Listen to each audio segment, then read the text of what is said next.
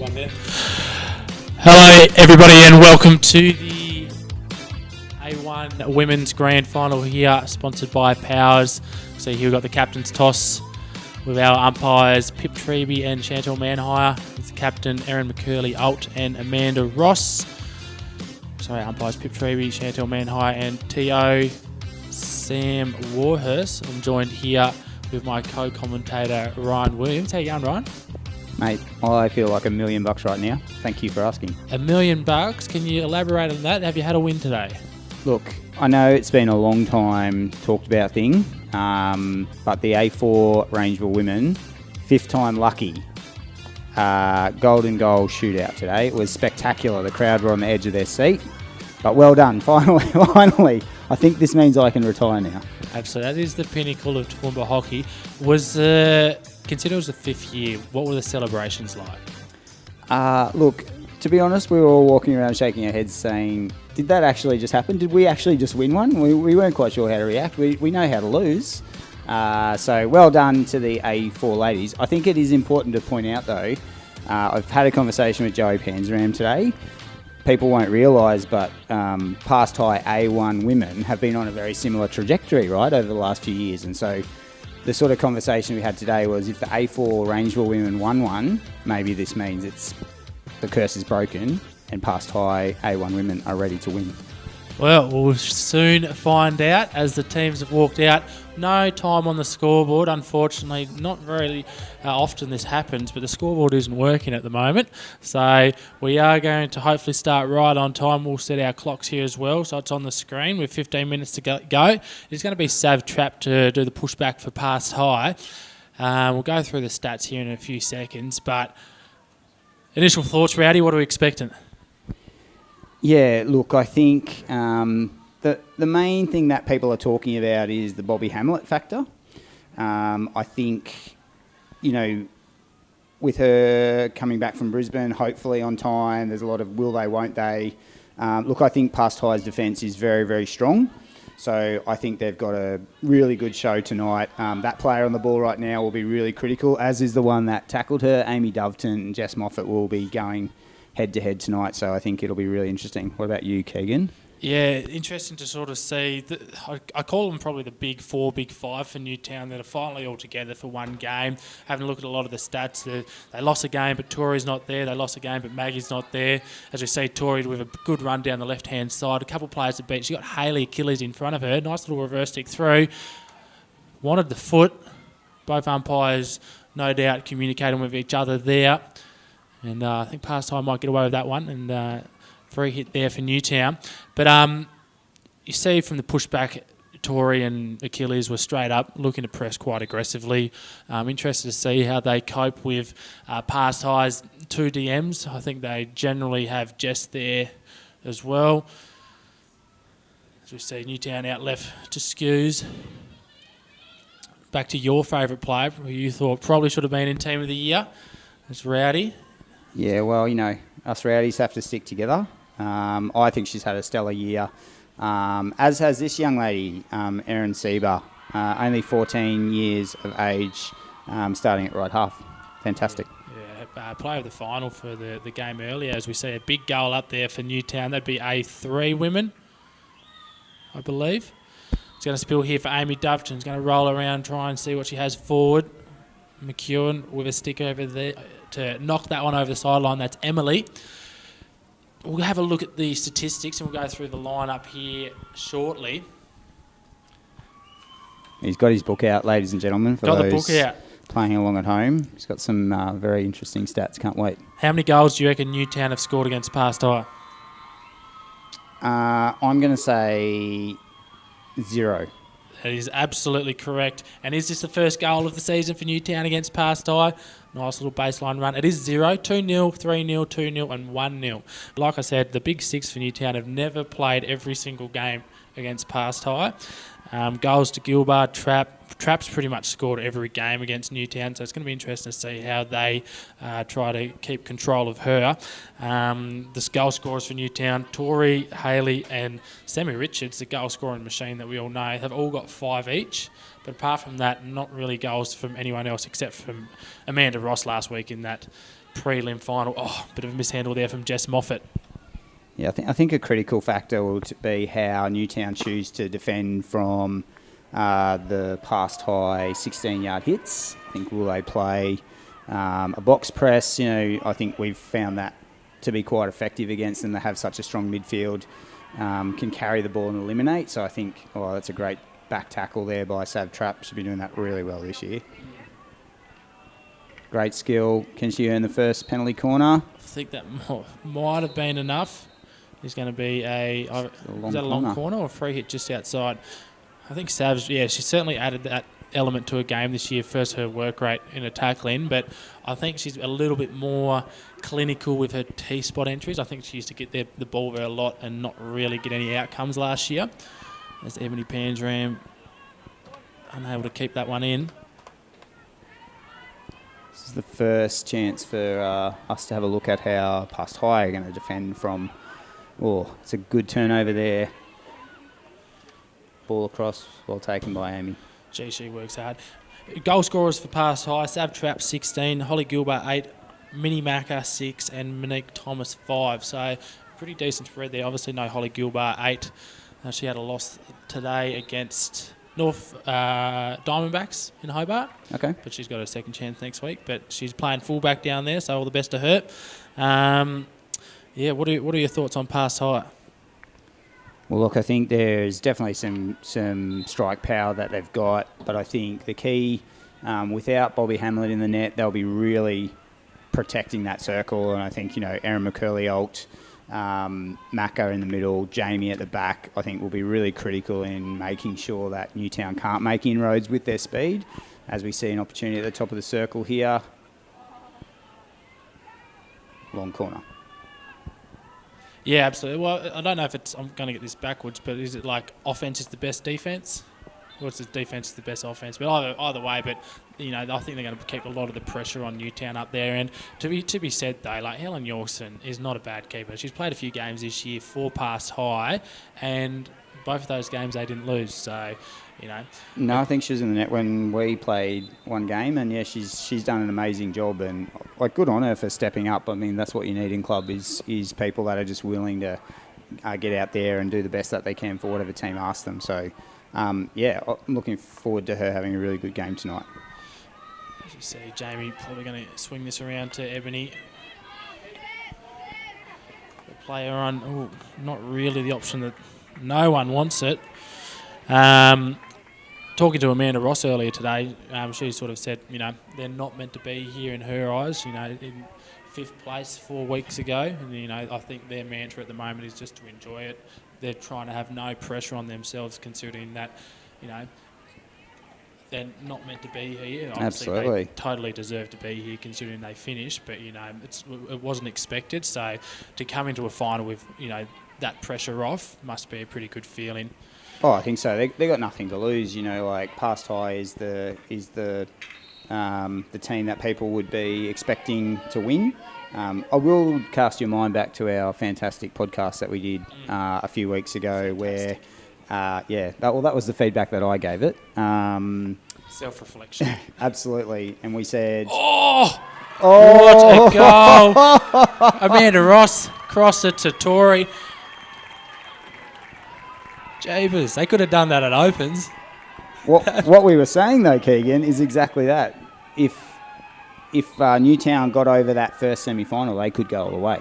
Yeah, absolutely. And they've taken first blood. It's interesting to see who steps up for Past High or how they react to this. I was going to say I would like Erin McCurley-Alt to get a little bit more of the ball. Very good player. Feeds it to McEwen.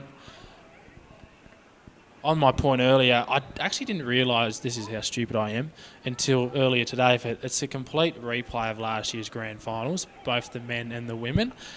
Now, last year's final, this one, was 1-1 at full time, and Newtown won 2-1 in shootouts. Two of those players that scored a shootout for both teams aren't in this game. Can you name who they are? No, I cannot, Keegan. I'm not even going to try. Amanda Ross scored her one. Emily Hawthorne for Past High scored, and so did Eloise McKenzie for Newtown. Ah, okay. So that one went right down to the wire. Sarah Bradbury with the winning save there against Monique Thomas, I believe, in shootouts. But, I mean, everybody wants it to go to shootouts. Probably not the coaches or the players. Nah, that's it's an entertainment business, and we want shootouts. So the crowd is pretty good. There's a pretty good crowd in tonight. They've been good all day. Lots of cheering. Fantastic to see clubs in their colours cheering all of their teams on. But Keegan, thinking about the fact that Newtown have scored 0 goals against Past High and they've just scored the first goal in the grand final, what do you think that does to the psyche of Past High, who are really sensitive to the fact that, you know, they've struggled to get across the line in the last few years? I think, you know, one of the areas Past High have grown a lot is, from what I've seen, is their ability to not implode in certain situations. You know, the experienced players have all stepped up a lot of maturity in the team. So hopefully this goal down, you know, the way they respond is to just stick to their process. Like even now, the space is out here for Ebony. And, you know, if she gets crunched here by Renee Bidgood, Jess Moffat should have heaps of space if she can drive. So it's sort of dangerous throwaway passes that's going to get them unstuck, especially in the midfield because, you know, Newtown, a handful of solid players and most of them are in that centre corridor. Yep. Yeah, it's going to be a fascinating battle. And as you said, a lot of the games have been very close today. In the women's, there's been 4 shootouts across all the women's age groups. So this one may well go to that as well.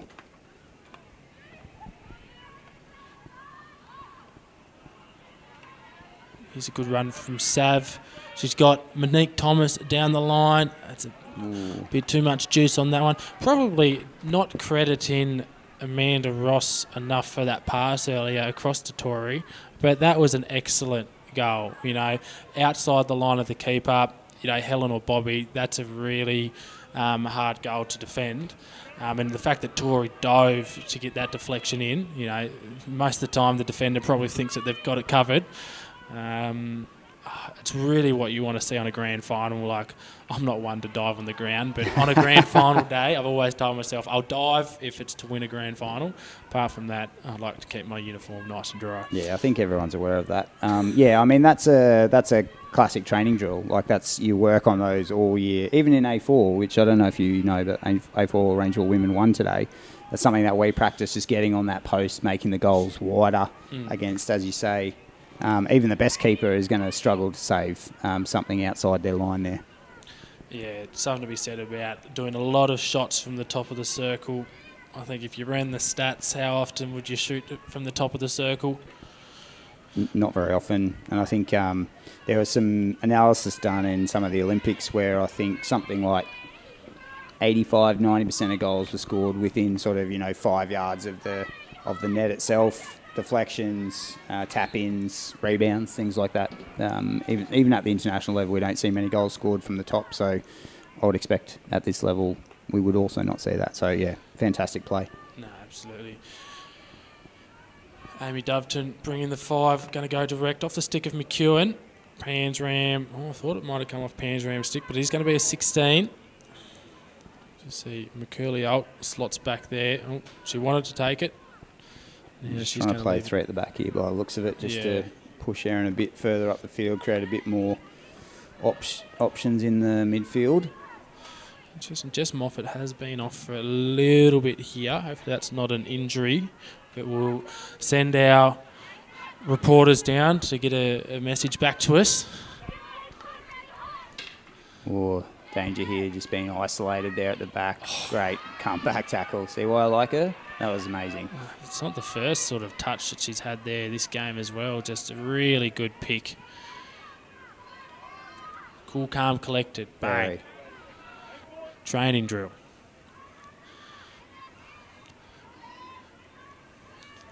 Got it again. That's a lot of touches. Just need a breather. There. Oh, it's going to spill here from McCurley Alt. But the frustrated thing here, we'll come back to this here, is McCurley Alt is going to try and centre it for Sav. Can she get it onto her back stick? This way goal. No, too high. just then when the Past High girls were, I don't know if you'd call it pressing, but in isolation, one defender was trying to put pressure on when everyone else was watching, and then it would go close to their player, and the next person would work, as opposed to them all doing it together. Like, Rowdy was able to blind turn and pass it to someone, as opposed to all the attackers trying to press at once. Yeah, I think it's something really notable as we see a good run by Sammy Richards down the right-hand side. This is also a training drill, 3-on-2. Amy's got it now. What can she do? Jamie, well cleaned up by Jamie. Been solid. She's been pretty good. I think she might have been a bit unlucky not to be in that team of the year. Maybe she didn't. I think she played a lot of games, but she's been pretty good to finish off the season. Yeah, I think she's not a flashy player. She does her job super well. That's a great pass as well. Eliminates here, 1-on-1. Picked up by, is it Squeak? Or that was definitely. Is that Kate Roper? It looked like Kate Roper. Good on Kate for backing herself to tomahawk that. Looked like Sarah Bradbury got a stick to that one. McEwen. Creating a little bit of trouble now for the Newtown defence. I wouldn't stress too much. Thinking back 2 weeks, Red Lions go up 1-0 against Past High in the first semi-final. A nice corner hit from Kelly Davey. And then Sav Trapp says get out of the way and scores 3 goals, and then they blow them out towards the end. So I think give it a couple quarters before we stress, but mind you, Newtown haven't lost a game to Past High when they've scored this season. So yeah, that's an excellent stat. That is an excellent stat. We're in uncharted territory right now. That's absolutely right. And as we know, grand finals are very funny things. The team that should win doesn't always. You see Mackard passing and running into the circle. Well defended. And we're just going to crack it down and start again. Do wonder how we are going for time. Oh, there we go. We'll be back in 2 minutes with the second quarter between Newtown and Past High.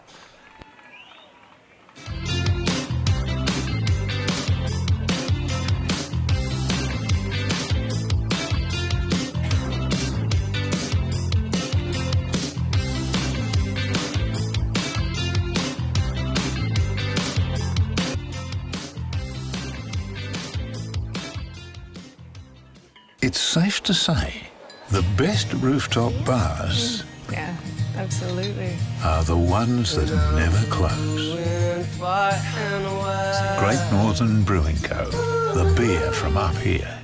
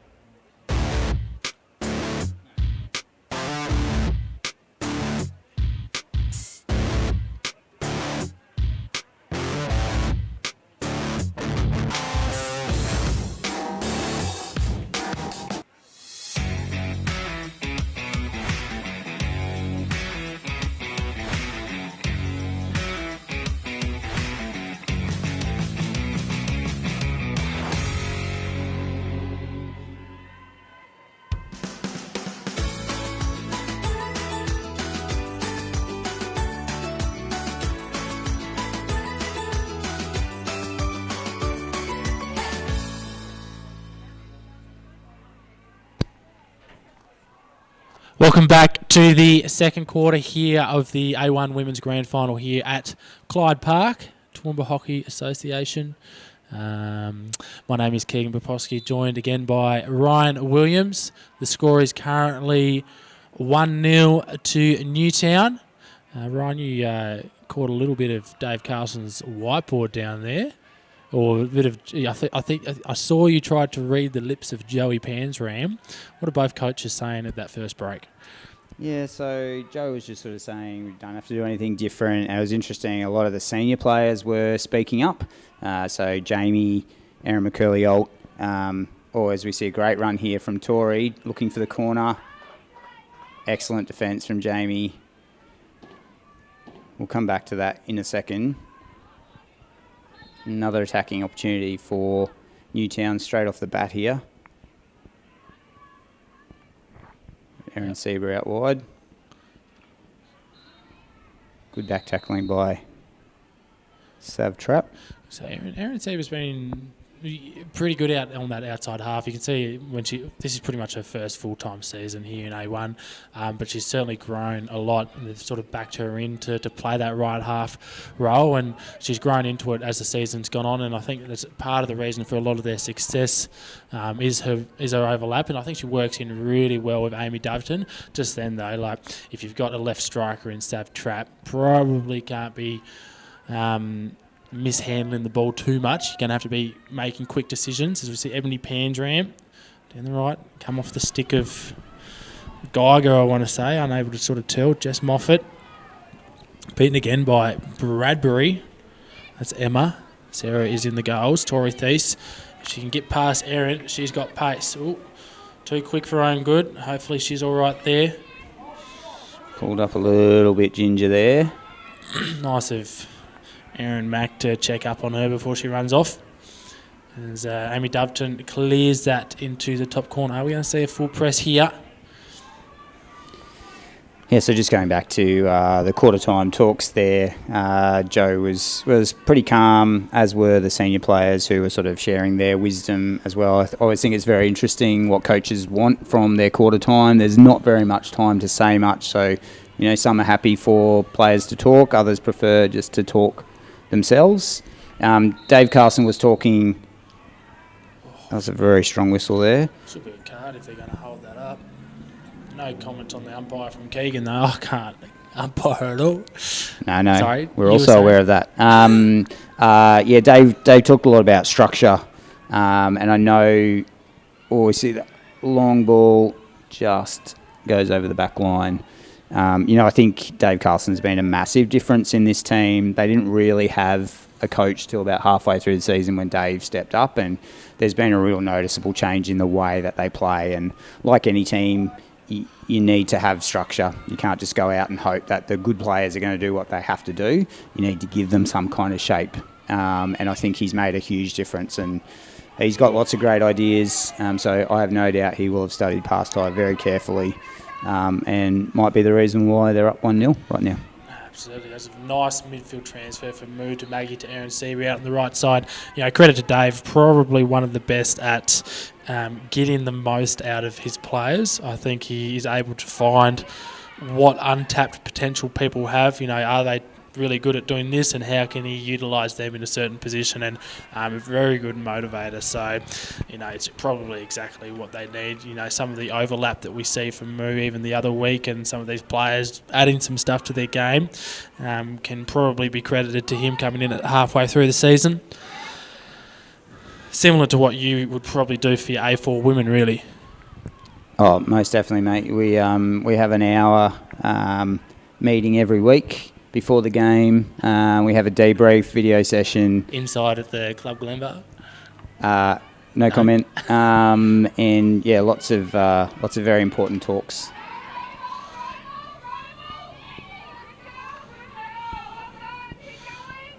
I'm super excited about this battle. I think it's fantastic. Both very skillful, strong players.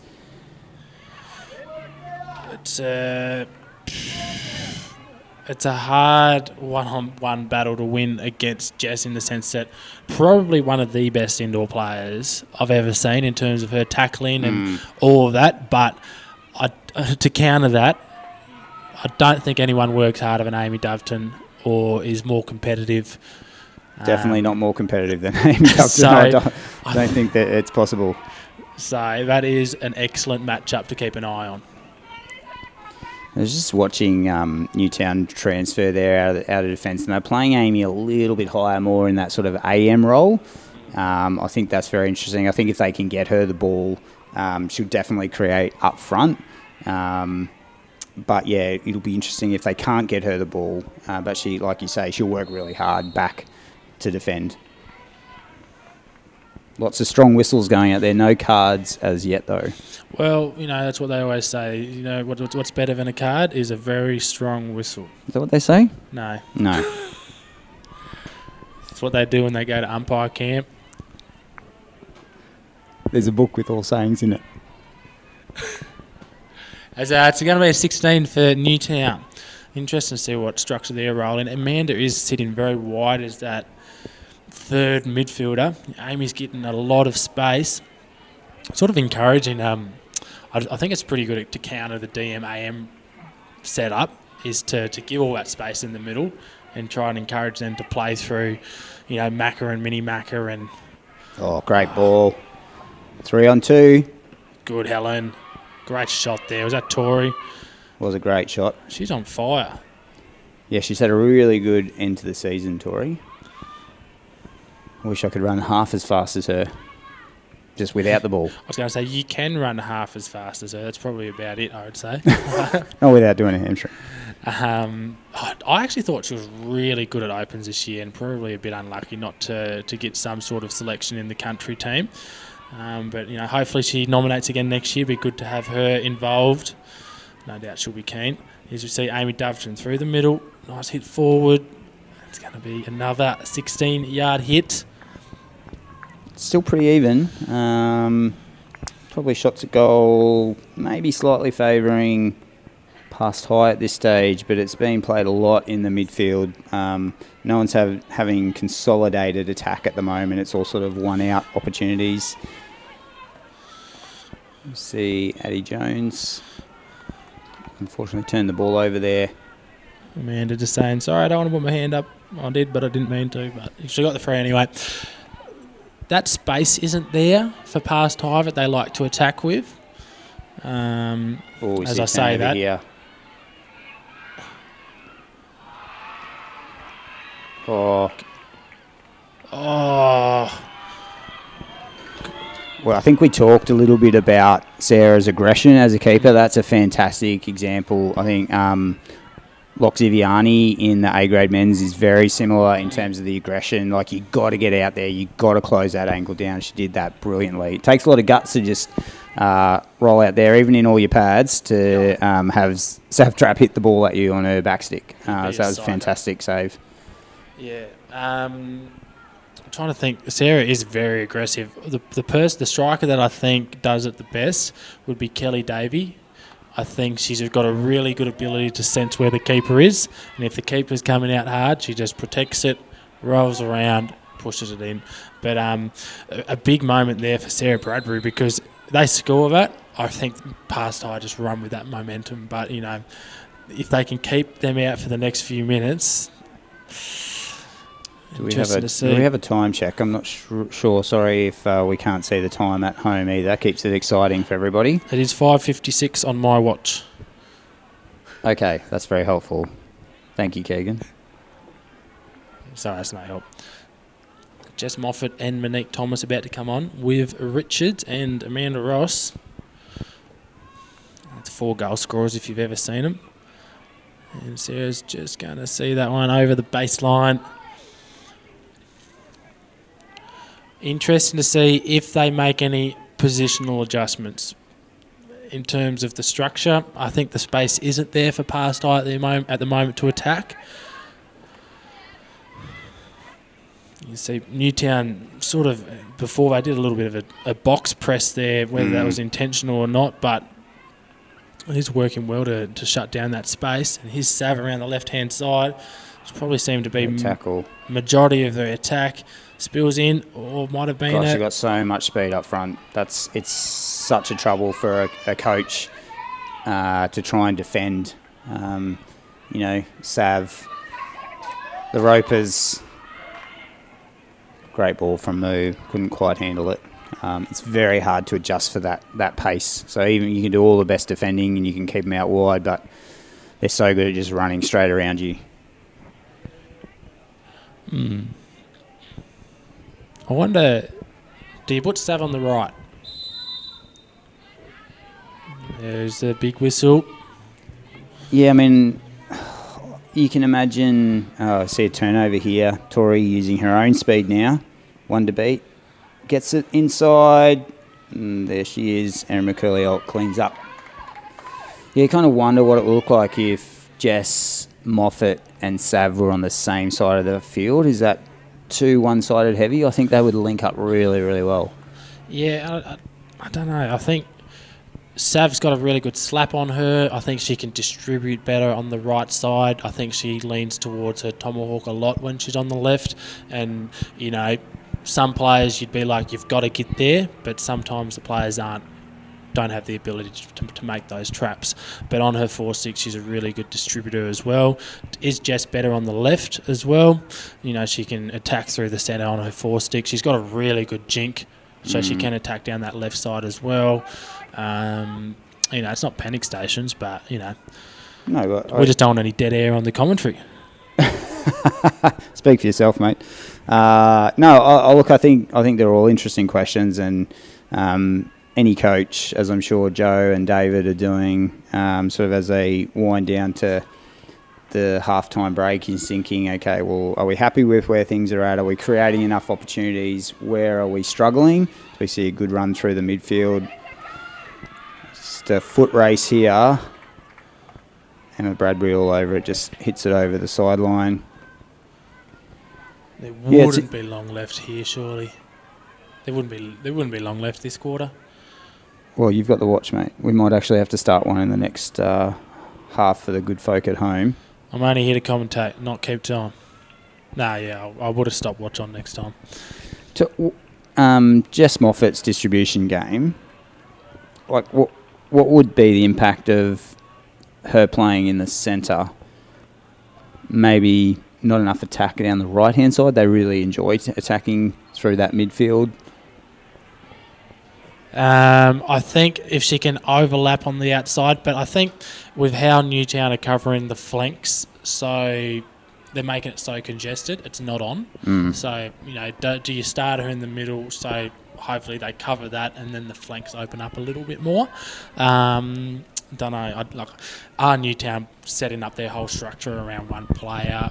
Probably not. I think, you know, players like Amy and Moo are smart enough to make those little adjustments on the field as well. But I would be interested to see what would happen if they were to plonk her in that centre spot.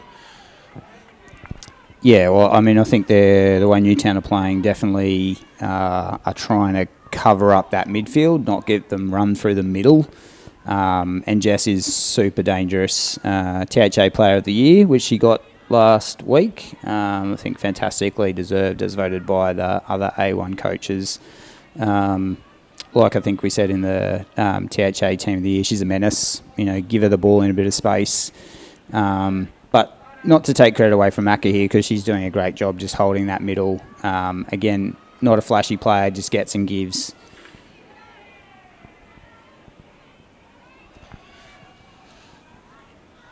I'd like to see them knowing Joey, he's going to probably stick to his guns for another quarter a little bit, especially considering that they've had the ball up there. Is it their front third that they need to tighten up a little bit? You know, they get the ball up to almost that 25-yard line, and then that's where they tend to almost throw it away. So, you know, do they need to just chill when they get it up here? It's hard when, you know, they've got this space and it looks exciting and you're like, oh, if we get the ball, we can shoot, and there's nothing wrong with the two shots Sav had earlier. It's definitely the right decision. No, that's right. And they are getting a few, just like we saw there, a few cheap turnovers from the Newtown defenders. That's something I'd be talking about at halftime, just making sure that we're making 100% passes out of the back there, because that's when most of the danger has been. But like I was saying earlier, we're sort of finding that no team's having sustained pressure in their attacking third. It's a lot in the middle of the field. We're sort of having breakaways, one-off shots. No one's kind of building up, you know, long corner, short corner, keeping the ball in their attacking thirds. And I think the team that does that will start to get some momentum. Aaron Mack through the middle to Sav. Mistrap does. Oh, that's it. And we're at half-time. We'll be back in about 5 minutes with the second half between Newtown and Past High.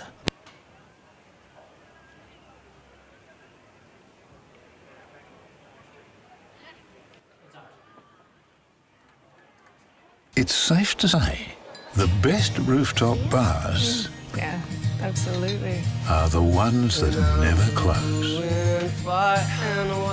Great Northern Brewing Co., the beer from up here.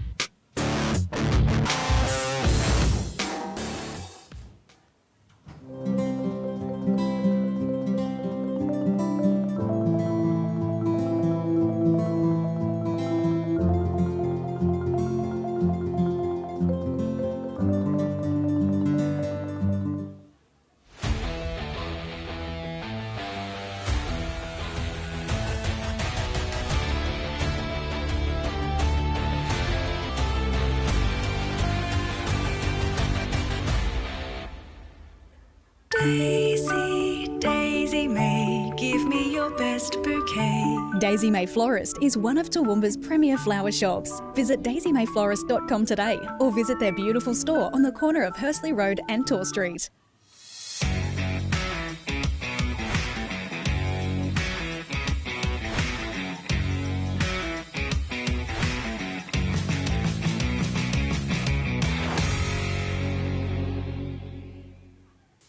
Bradnams has 30 years of experience as the leading windows and doors manufacturer for the Toowoomba and Darling Downs regions.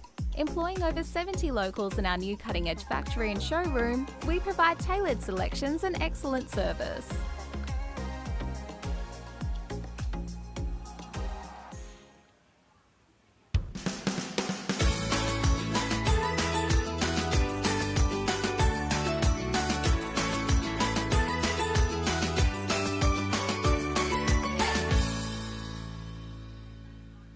Are you a food business starting out with your product development journey? Ask a Food Tech, a food technology consulting company, can help you ensure that they are tasty, safe to eat, and compliant with food regulations. It's safe to say the best rooftop bars Yeah, absolutely. are the ones that never close. Great Northern Brewing Co., the beer from up here.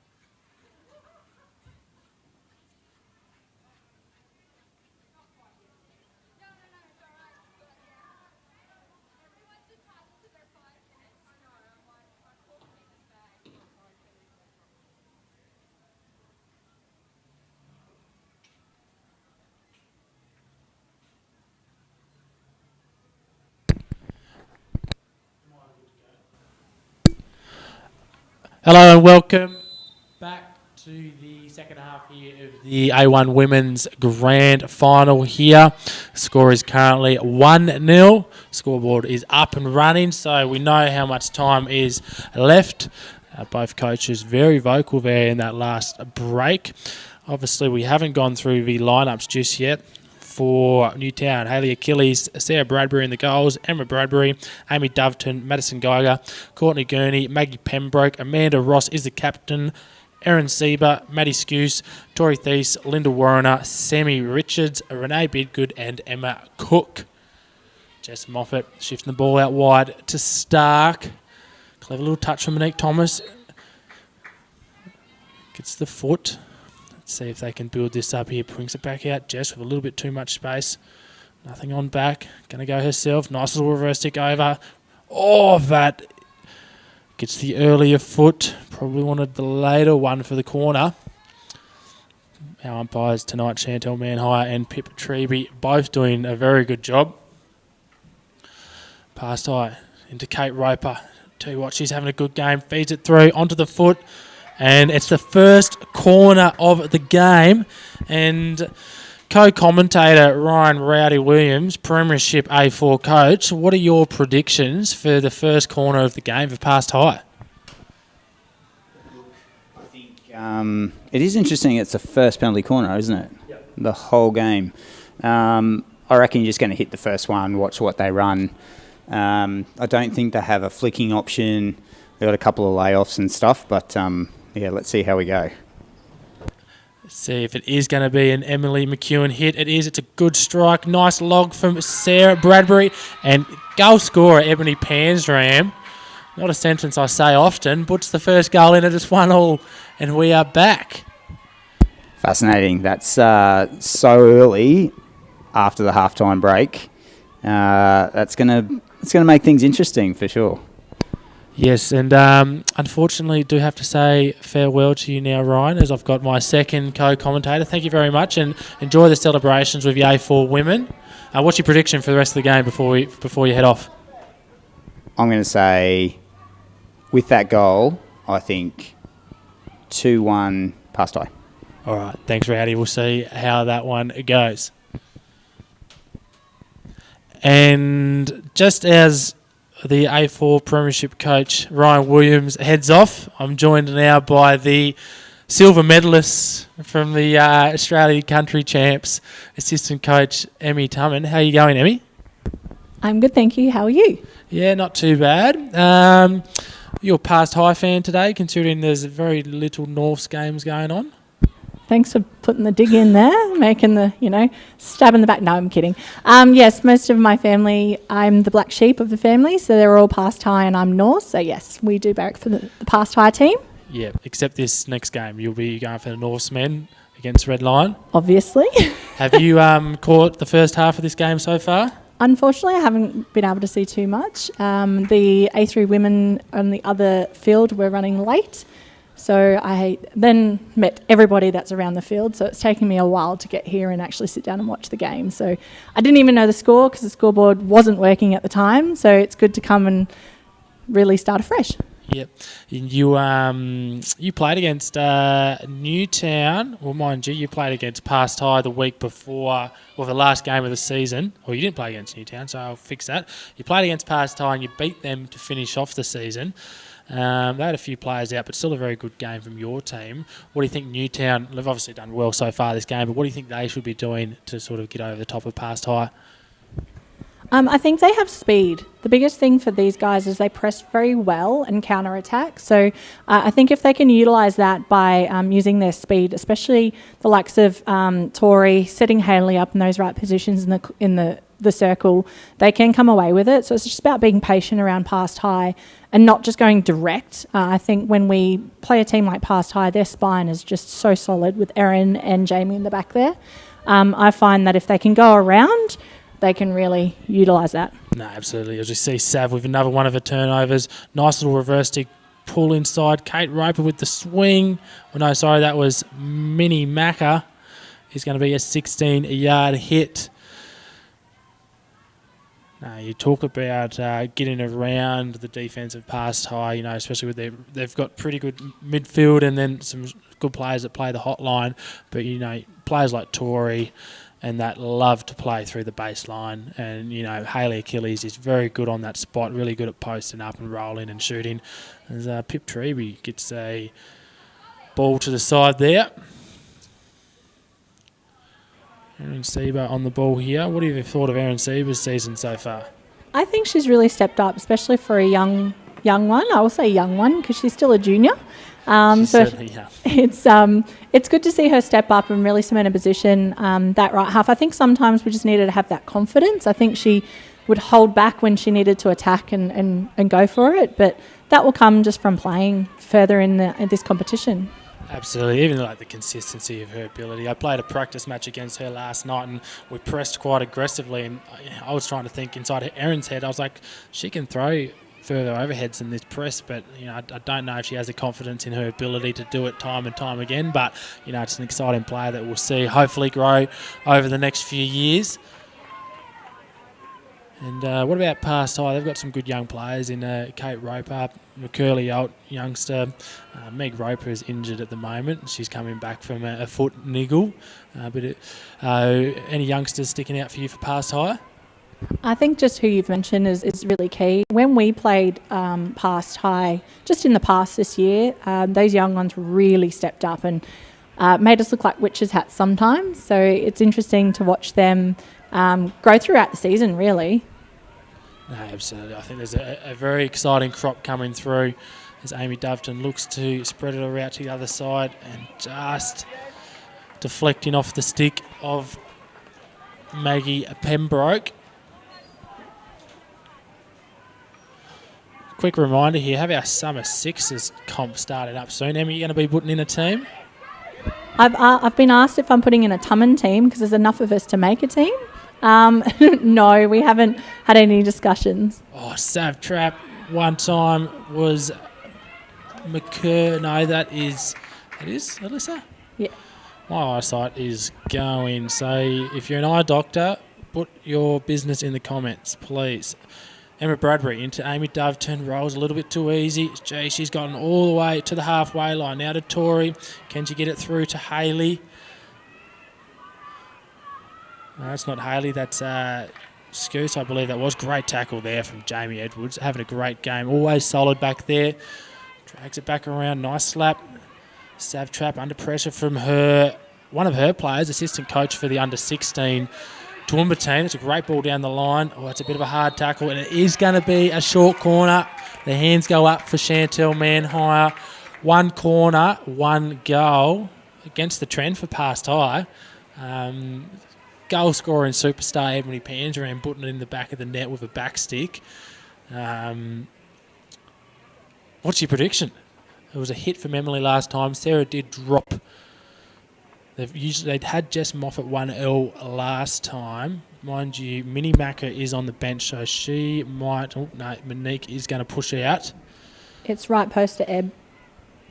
You reckon? Slap it at right post to Ebb. Emmy Tummin said $100. It's going to be right post to Ebony Pandram. It goes out to Jess. Across to McCurley out. That might not have gone outside the circle. I think it did get to the far post to Ebony, so you were right. Yeah, when Ebony's got a really good eye. So when she's on that post, you've got to make damn sure you trap that before she does because it's going in. Absolutely. She's just as good on the PCD on the post, isn't she? So you think, yeah, she's happy to throw a body to get the one in the goals on the attacking end. As you know, well, I was going to say as a defender, but as I always say, you're a striker and everything, but there's nothing like a defender trying to get up the field and score a goal. Ebony Pangeran would have loved to say that I scored a goal in the grand final. It's going to be Jess Moffat playing on quickly. Big loud whistle. Is going to be a green card. It is Pembroke. Oh, no, not Pembroke. It's Amy.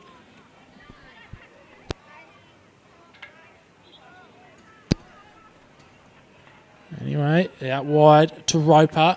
She's got pace. Move to beat. A little left to right. Great pick there from Amanda Ross. Can she win the free hit back? Zoe Bullen mistraps. Out through the left. They're going to hit it through. Is it going to sit for Richards, I believe? Tell you what, if Newtown can just hold on for this 2 minutes, that'll be good for them. Stark turns it over. Gives it to Monique Thomas. Sav Trap through the T-spot. Can she get something? Tell you what, Emma Bradbury's got a good eye there, doesn't she, Emmy?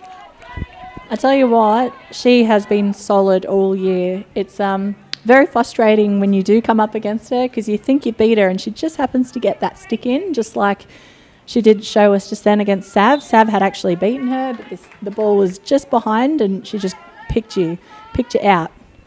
And she's fast as well. Like, she's a fast runner, Emma Bradbury. Absolutely, especially off like that 10-metre mark. She will stick with you, absolutely. And I hope she doesn't take this the wrong way, but she's a solid build. So you sometimes you can push through people. You can't push through her. She's got you. She's fast. She's strong, and credit to her because she always gets hit or she's always injured. Because when people are shooting, she does not pull out, and that's half the reason you'd be lucky to find anyone scoring a goal against Emma Bradbury. Scoose. Trying to hit, bit of a misconnect, going to be picked off there by McCurley-Alt. Underarm. Almost sits again. Oh, Erin McCurley-Alt wants a goal. Look at her overlap through. Wanted the ball back from Kate Roper. Kate's going to play on quickly. Probably needs to go left to right. Cuts inside. Erin even made it all the way to baseline looking for that overlap. Just that cut in is not the right one. Oh, that's a dangerous time to come on for Amy Doveton. And the ball went out. Oh, well done there for Newtown. 2 minutes without, Rowdy and I were saying, without the most competitive player in the competition, Amy Doveton. Absolutely. Can't give her space. No. She is fantastic. And just very calm on the ball. Who's this? Beck Stark. Back to Jamie. It's going to be hunted by 3 Newtown players. There's a wall of 2 walls of Newtown players there. No past high support. Back of the stick. Get away with that one. I tell you what, Amy's when she gets sent off, especially if she doesn't think she should have been sent off, you'll see a different player come out. She'll be aggressive. And it's interesting. It's always good when you're on her team and she does bring out that other side of Amy. You mean it's on. Yep, absolutely. We wanted to go to shootouts, don't we, Amy? I mean, they're fun. They're fun. I'm fairly certain a couple of people, I won't name who they are, have said that they just don't want to. And I understand that being a player, but in a spectator, it's the best. Good tackle there. It's going to be a long corner.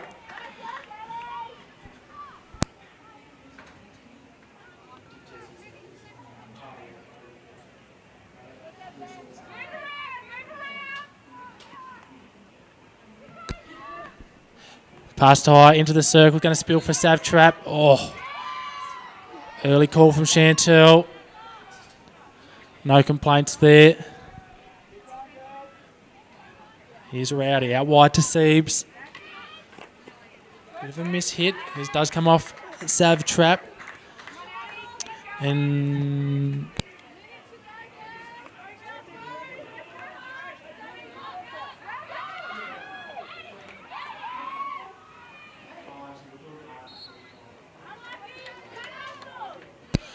.1 minute to play here. A lot of pressure here for past high.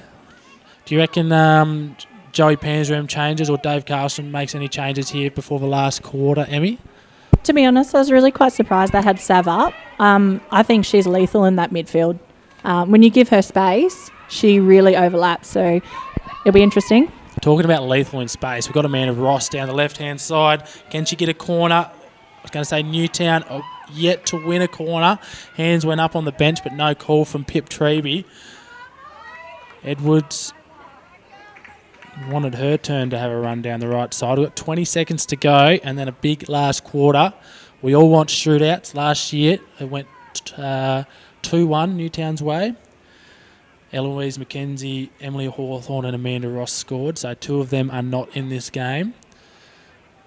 Brilliant goalkeeping last year with Georgie Greig and Sarah Bradbury, so might be Helen versus Sarah tonight if it goes to shootouts. And we'll be back with a very special interview here after quarter time. We'll be back very shortly.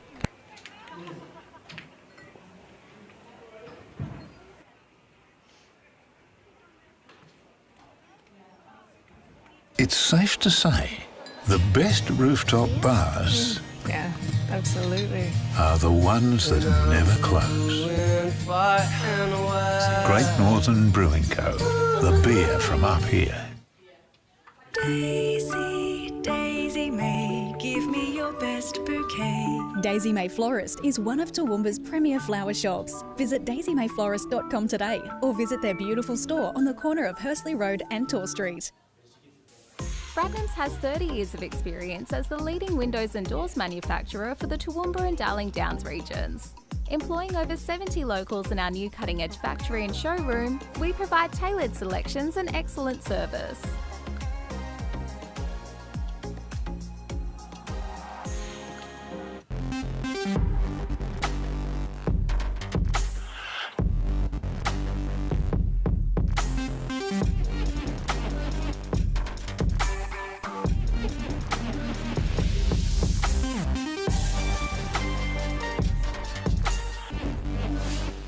Are you a food business starting out with your product development journey? Ask a Food Tech, a food technology consulting company, can help you ensure that they are tasty, safe to eat, and compliant with food regulations.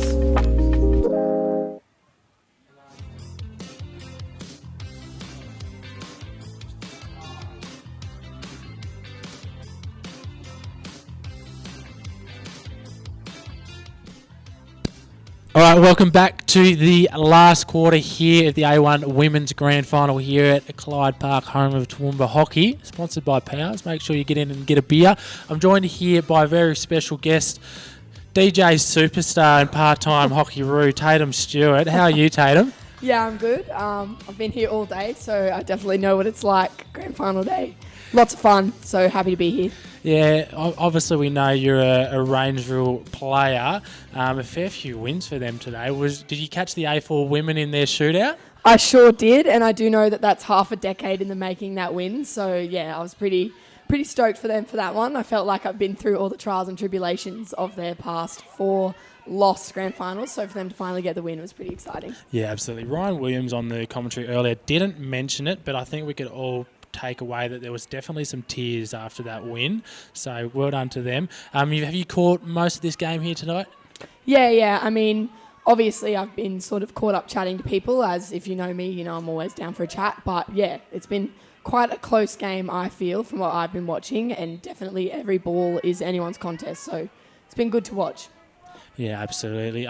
We've got a few messages to come through. You wanted to see it go to a shootout, don't you, Tatum? Yes, I'm a big fan of shootouts. I think it's probably one of the most exciting things around finals time, so it really gets the crowd up and about. So I'd be a big fan for shootouts. Absolutely. And so what's your... Well, we won't let you have a prediction. We'll just sort of see how it goes. But any players that have sort of stood out to you so far in this game? I mean, she's been mentioned a fair few times, but I think it's pretty hard to look past Sav Trapp. I think the way she's been playing all season, because I have been keeping an eye on it, it's been pretty impressive. She's had an amazing season. I think it's shining through now. If the team can just sort of come together with past high and really utilise her more, I think they'll be quite deadly in these last quarter. Yeah, no, absolutely. And I'm sure all the players here have been loving seeing you around. No doubt you've had all the fans come up to you and get photos. What's news for you in the Tatum world?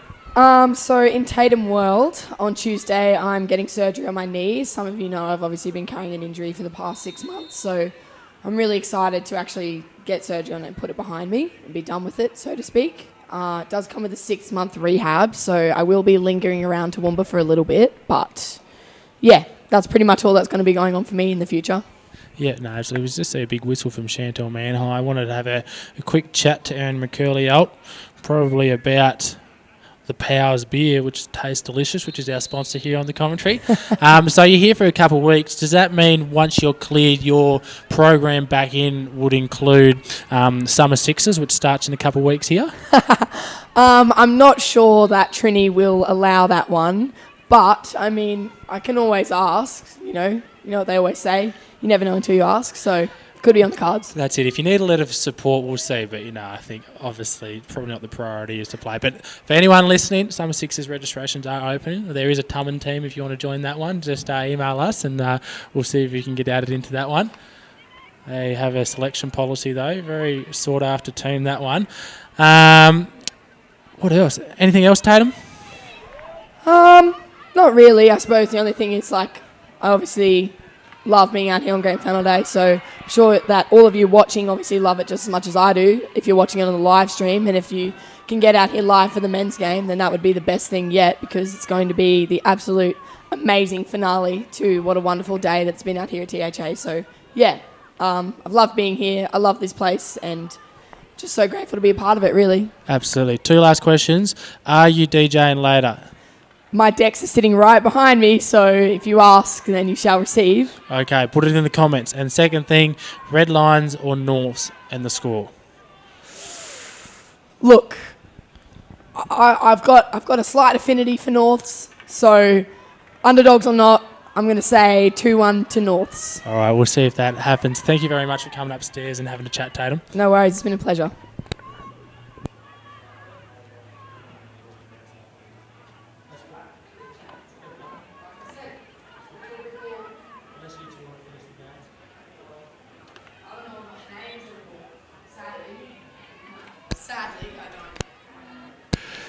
Thanks again to Tatum for coming up here.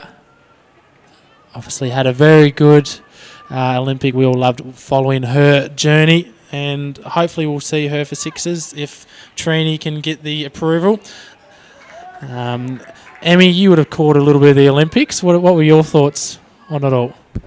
I think your last game, Tatum, because she's standing behind me, I think we were all very shocked, but I guess that just comes with the game. Like, you got to take them when you can, and when it's called against you, you just got to continue to try and build. Jess Moffat, left to right, underarm pass, Sarah Bradbury, very aggressive. He's going to get the call from Chantel Manhire. Well done there. Sarah Gress is so quick to come out, but a brilliant run there. Jess Moffat beat in 3 players to cut back in and essentially have a shot from the top of the circle. Sorry, you were saying about the Olympics, Emmy? I was just saying that their last game versus China, they were unlucky with a few calls, but in the end of the day, you can't rely on the umpire, and that's just how the game goes. But I think you girls showed that you can still make it in that arena, and it's all just continue to rebuild for the next Olympics or World Cup. Yeah, obviously. I don't know if they heard that. World Cup, but Olympics is the big one. Any comments from you, Tatum? No.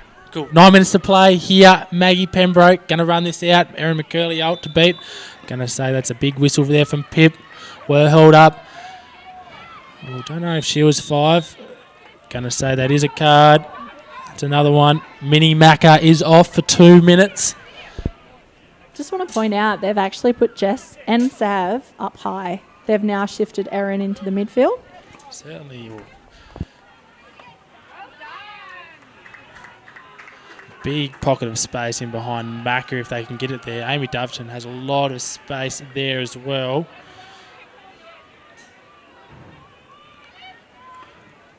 Pulls it all the way back out to Bradbury.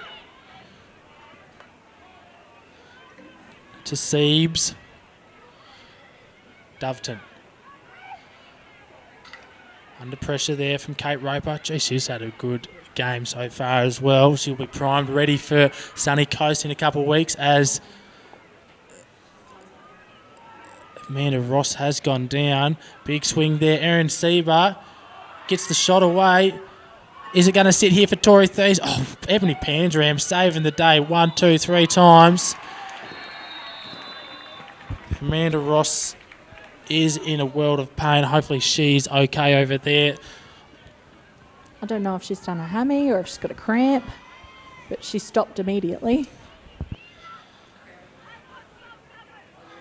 She's had a big game. Umpired J2s earlier today and Volunteer of the Year, so no doubt she would have been out and about doing everything that could have been done. She did do a TO for 1 game as well.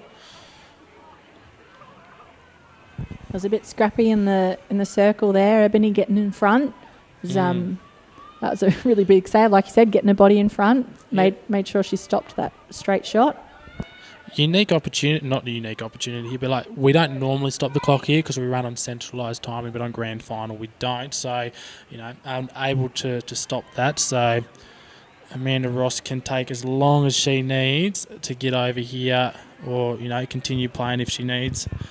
Everyone wants to see her continue the game, not at risk of injury though. I was waiting to see the speed from Moo run down the line, and she stopped. Is it going to go short or to the top? Who's at the top of the battery? Does go to Amy Doveton. Gentleman, I just wanting the time back on. Amy Doveton quickly going down to Tori.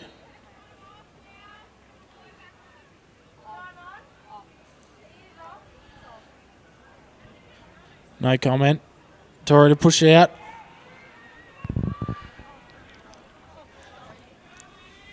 I reckon slap right post for Hayley. What do you think? I think it's going to go short. Is that Emma Bradbury over there? Oh, yes. Oh. Long corner is the call from Pip as we see the red line men head out. It's always a hard one to time. Have you ever had a final where the game before, was it going to be finished and all of a sudden they had shootouts? So you're warmed up, ready to go. Then you have a 20-minute wait. Probably not 20 minutes, a bit dramatic, but it's hard to time. Grand final day is always just a little bit different. Even talking to Boydie in that earlier, all season they don't go in the change rooms. Then they have to because they've got a grand final sprint on. So a different beast there. Amy Doveton down the baseline, trying to win the corner. Little reverse stick does come up, and the free hit there as Minnie Macca snuck up onto the field. She's out in space if Sav can get her eyes up. Oh, it's what I said before to Rowdy. On it when she plays on the left, her back stick distribution. I like her on the right side as an AM. That's all I'll say. I think she has a bit more control and more space on the right, but I do know that when she gets in the circle and she tommers, it's a ripper. I think there's nothing wrong with the passes. I just think sometimes the younger players or people that aren't playing in Brisbane all the time aren't going to get to those ones as well.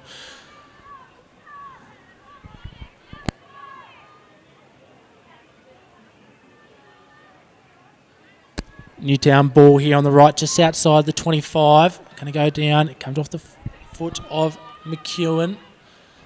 Plays on again. Going to try and find, I think that's Maggie Pembroke.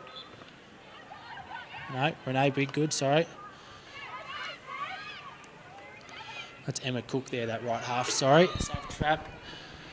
Gets the free hit just on the halfway line. Jess Moffat's going to play on quickly. She wants to find Monique Thomas and does in the pocket. She's got Rowdy Warren to beat. That's going to be a hard task. Very good tackler. Almost keeps it. It's going to be a 16-yard hit. 5 minutes to go, Emmy, and we've got a shootout. I think it's going to get really intense in the next 2 minutes. I think with 3 minutes left, they're going to be like, I'm not going to swear, but they're going to be like, oh, we got to lift. I've never heard lift to be a swear word before. I didn't want to say the other word. Free hit, Jess Moffat. Outside the 5-yard. She's got Macca in the middle. Amy Doveton always sweating on those middle channels though. Gets her eyes up. Got Bidgood down the middle, but she sees Achilles.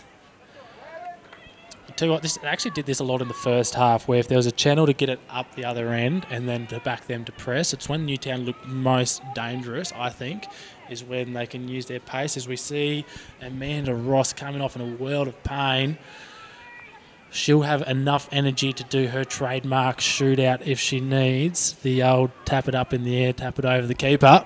We'll find out if that's needed in 4 minutes and 8 seconds. Pansram, goal scorer, hits it all the way up the other end.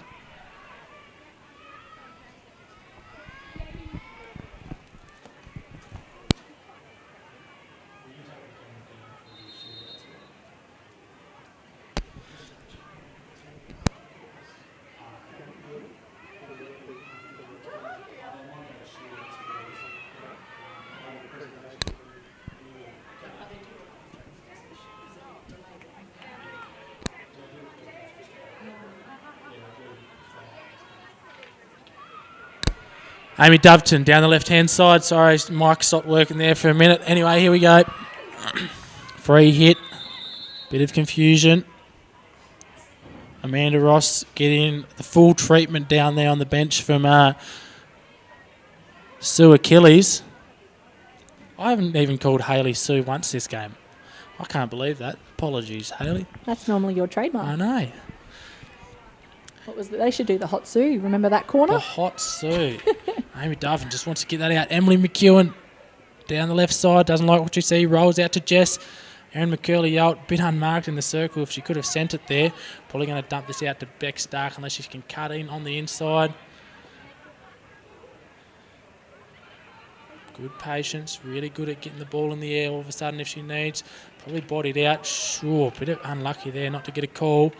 Hard tackle and does get the call here in the end. 2 minutes to play. They've just got to have a shot, don't they? Let's get it at net. Have they had a straight shot before? Or has it always been laid off or a post? Yeah, like if Emily does the hit and Sarah drops, I don't mind it in terms of them getting on the pads. It is just close. Ebony is on that right side. Hannah McCurley on the right. I don't know. You got too many options to pick. Erin was pretending to trap for nobody. Does go. They've done the fake trap to Sav. Off a foot. Second shot. Great save. Oh. That old fake trap one. Love that one. Got that one from Grant Campbell and the under-18 boys last year. We obviously did that at Opens. The one right person who turns into a trapper. You know what I like about that? Sav Trap can slap the heck out of a ball. So all of a sudden she goes from a trapper to someone that's slapping it down the right post. Yes, if that hit my foot, I'd be it would be stinging. But a great save there from Sarah Bradbury. 90 seconds to go. Do you keep someone up if you passed high? Yes. I would. Who do you keep up? I would put Sav Yeah. into space. Yeah. Oh, they've got numbers. Erin needs her daughter to work a little bit harder than that. Come on. Numbers flooding back here for Newtown. McCurley gets to it here.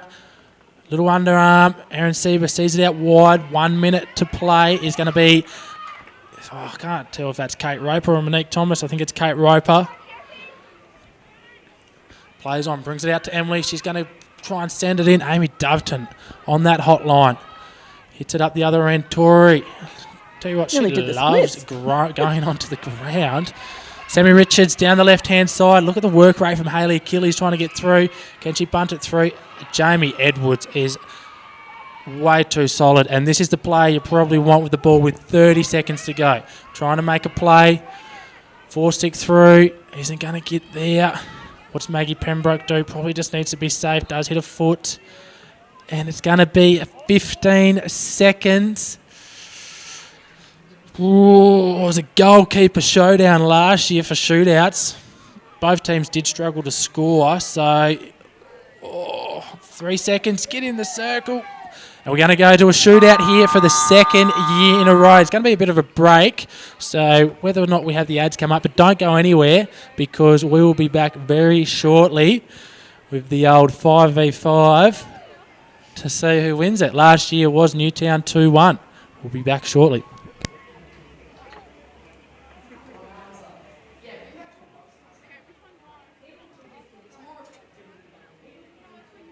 It's safe to say the best rooftop bars Yeah, absolutely. are the ones that never close.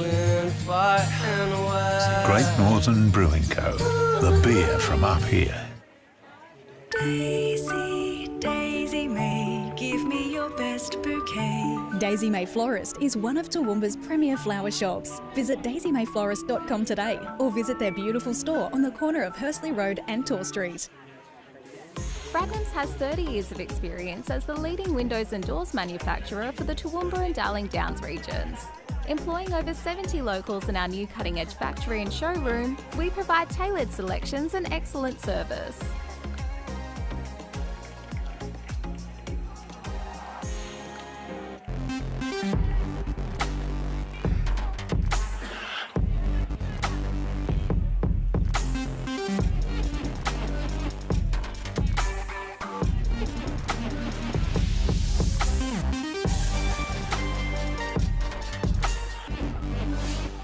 Are you a food business starting out with your product development journey? Ask a Food Tech, a food technology consulting company, can help you ensure that they are tasty, safe to eat, and compliant with food regulations.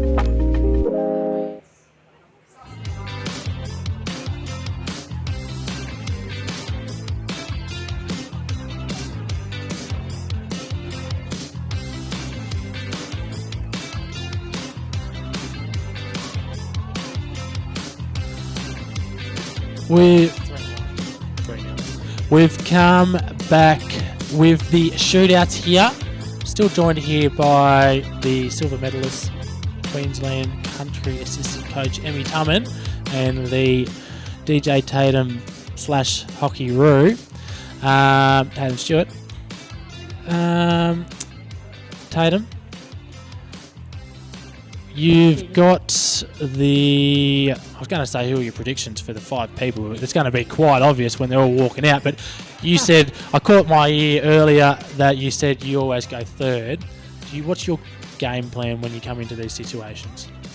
Look, I've only been in a few, and it's not really considered my skill set because I am a defender, but I'm not going to reveal my secrets just because when the time does come, I'm going to be ready to go, but I think the important thing is you don't worry about anyone else. You just focus on yourself. Don't worry about the score.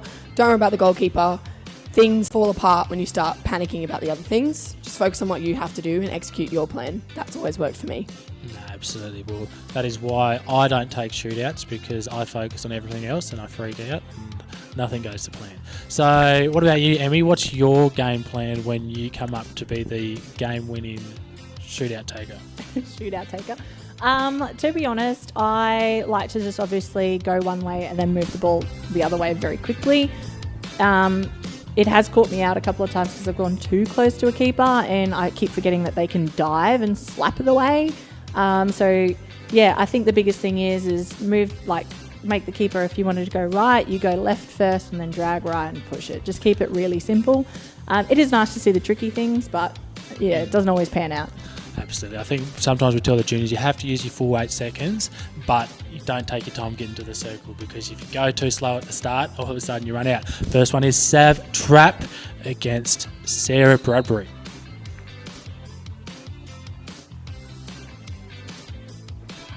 It's brilliant work there. It's 1-0, and the first one up for Newtown is going to be Maggie Pembroke against Helen Yorkston.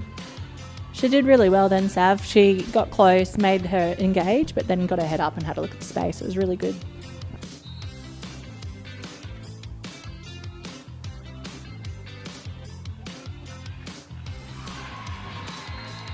Maggie equals it up. Helen does well to stay in that contest initially. Interesting to see if either keepers adjust their method, as we see Erin McCurley alt step up to take the second one for past high.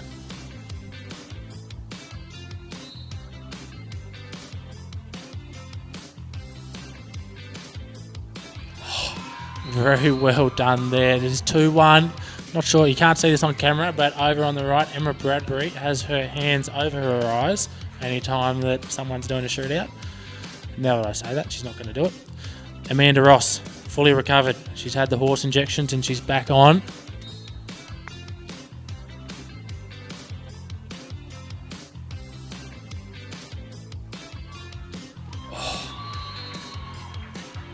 Swings the stick and she loves it. 2-2. It's going to go to golden goal. Do you know what, last year, both teams couldn't score. Now they all can score. So insightful. Kate, is that Kate Roper? She's got speed.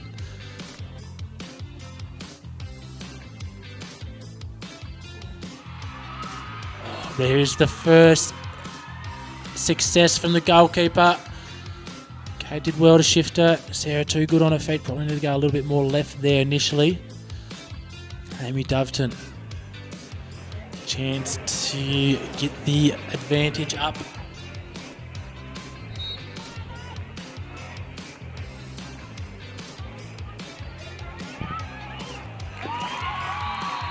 Amy does that one with ease and goes up 3-2. Monique Thomas.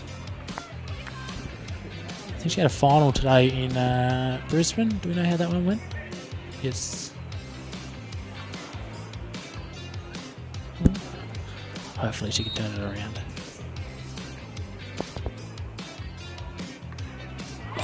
That's a miss hit if I've ever seen it, but it's 3-all. A goal's a goal. Emmy, do you reckon Helen stays at home for one?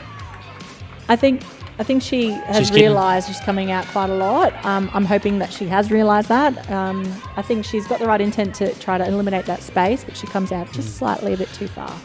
Hayley Achilles.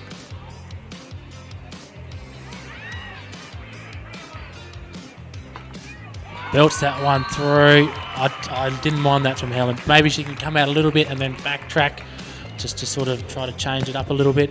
Jess Moffat 2 weeks ago had a shootout in her semi-final. Yeah. Didn't score. Look, to be honest, I would hate to be a goalkeeper in this scenario, so hats off to them. Player of the year versus the team of the year goalkeeper. And that is it. Newtown have won again. We just wait for the all clear. It is. Chantel blows the whistle, and it is disappointment again for Past High. They've had an excellent year, and Newtown 4 weeks ago in 5th place have come through and have won. Yeah, so they came from 5th, Tatum. They then leapfrogged Rangeville. Heartbreaking for Past High. Quick congratulations must go to Newtown. A very good work, great work from Dave Carlson and the team to turn their season around. But again, you can see how much that hurts Past High. Any comments from you, Tatum? Yeah, I think it always is rough when you lose a game that you care a lot about. So obviously, pretty much everyone who's ever played a game of hockey in their life knows what that feels like. But at the end of the day, that's sport. Someone walks away on top and someone walks away a loser. So, yeah, hopefully we can all walk away from this with knowing that hockey's the real winner. But, yeah, congratulations to Newtown. It's pretty awesome to win a grand final, so well done. Absolutely. Grand finals, I think like you said, it's really hard to win grand finals. And sometimes people think they've got bigger premiership windows than what they do. But it is really hard to win. You look at the season Past I have had, and unable to get the chocolates today. Emmy, any last thoughts from yourself before we have a quick break? I just want to say, like, Newtown were the underdog really coming through. They, like I said, come from 5th and come out and take the win on the grand final. Just shows their mentality, never give up attitude, and I reckon they did it for each other. So they held their own on the field there today and came out a winner. So congratulations, guys. Go out and celebrate. Absolutely. We're going to be here shortly. Hopefully the microphone from the field and the camera will be able to hear the presentations down there on the turf. So don't go anywhere. The stream's not going to stop. But, yeah, thank you very, very much for joining us. And we'll be back in about 10-15 minutes with the A1 Men's Grand Final. Big thank you again to Emmy Tubman and Tatum Stewart for their great insights on this game.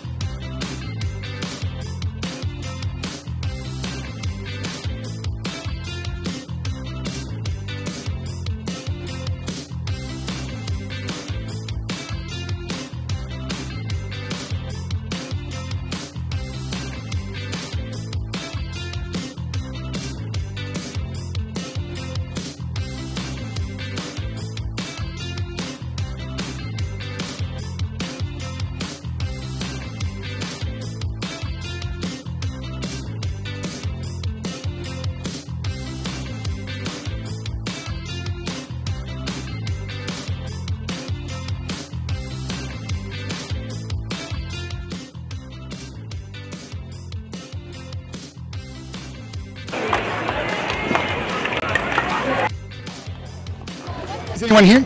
Is this coming through? No sound.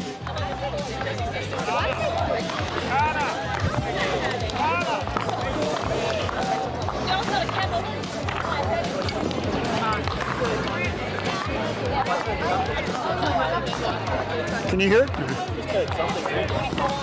Hello? Hello?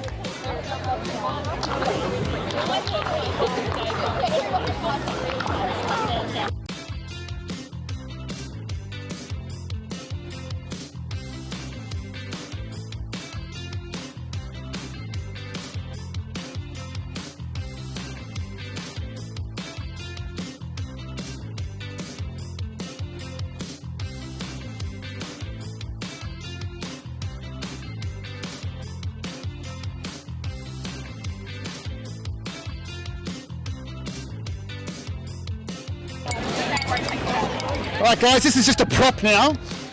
But yeah, congratulations on a fantastic A1 Grand Final. Newtown champions again, getting one over past high. So first of all, to get started, I'd like to just ask the captain of the past high A1 ladies to come forward.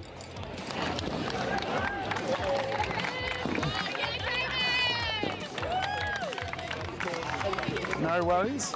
You got a big voice? Just thanks to Newtown, it was a really tough game. It's always fun to play with us like that. So congratulations to Newtown. Thank you. Okay. We obviously know we can't have our games without our fantastic officials, and we'd just like to award our umpires, Piper Treby and Chantel Manhire, with their medallions for the grand final.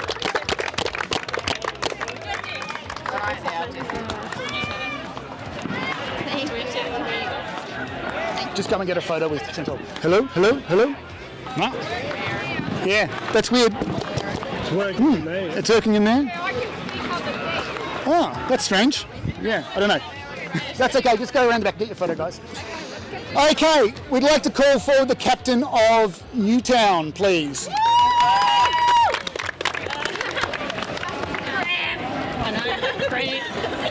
You would like to talk? Oh, do I need to do this and with the prop? First of all, big thank you to Past High, another great final for the year, and of course to everybody else that's played throughout the season. It's been a close season. Big thank you to the TOs and to the umpires that have officiated throughout the whole season, and a big thank you to the Newtown girls. This is our second game with our 12 registered players, so big thank you, girls. Back to back. Well done.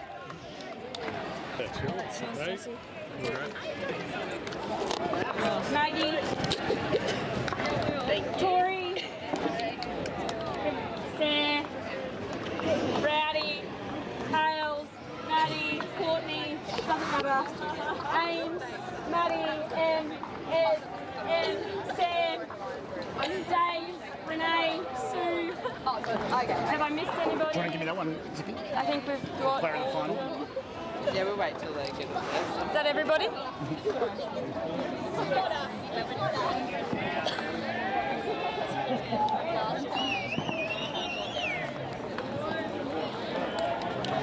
you want to take a photo with these guys first here, and I'll get everybody else over there? That's working. So it's working. Beautiful.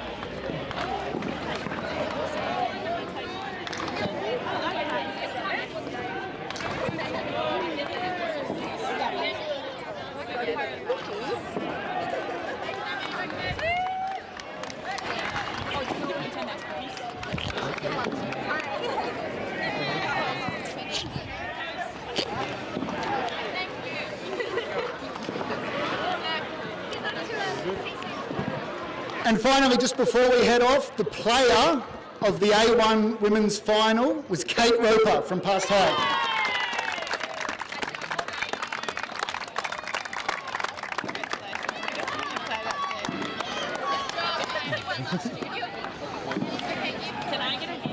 Cool, yeah. Okay, so to cap off, I'll just call forward the captain again of Newtown to accept the Premiership Trophy for the A1 Women for 2024.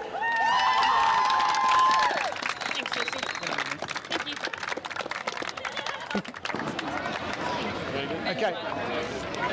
We already did that, didn't we? Yeah. We'll get you guys to do a photo now, and then we'll crack on. And the minor premier's passed high. No, we're going first. So we'll do these guys. We'll get you guys in front of your crowd, eh? Oh no! Oh God! No, we don't want that. Oh, we'll just stay here and we'll just smash it out here.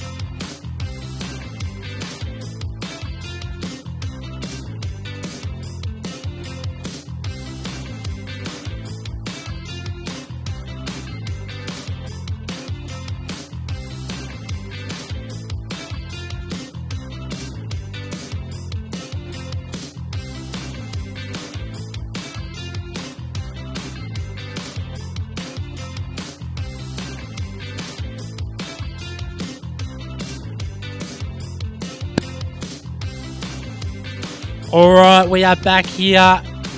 Thank you to the President Eddie and Emma Ziviani and Jessie McCartney there doing the presentations there for the A1 Women's Grand Final. Heartbreak again for Past High. Gee, they've had a good season, but unable to get the chocolates, and a brilliant finish to the season for Newtown. They're winning again in the shootouts. But we are moving on to another replay of the 2023 Grand Final. Hopefully the result's not the same. And the, well, not that I don't want Redline to win, but we want it to go to shootouts. And when I say we, I mean Jackson Smitty, who is my co-commentator for tonight, also known as the Under-12 Premiership coach for Past High. Smitty, how are you going? I'm going well, thank you, Keegan. No, it was a good game today.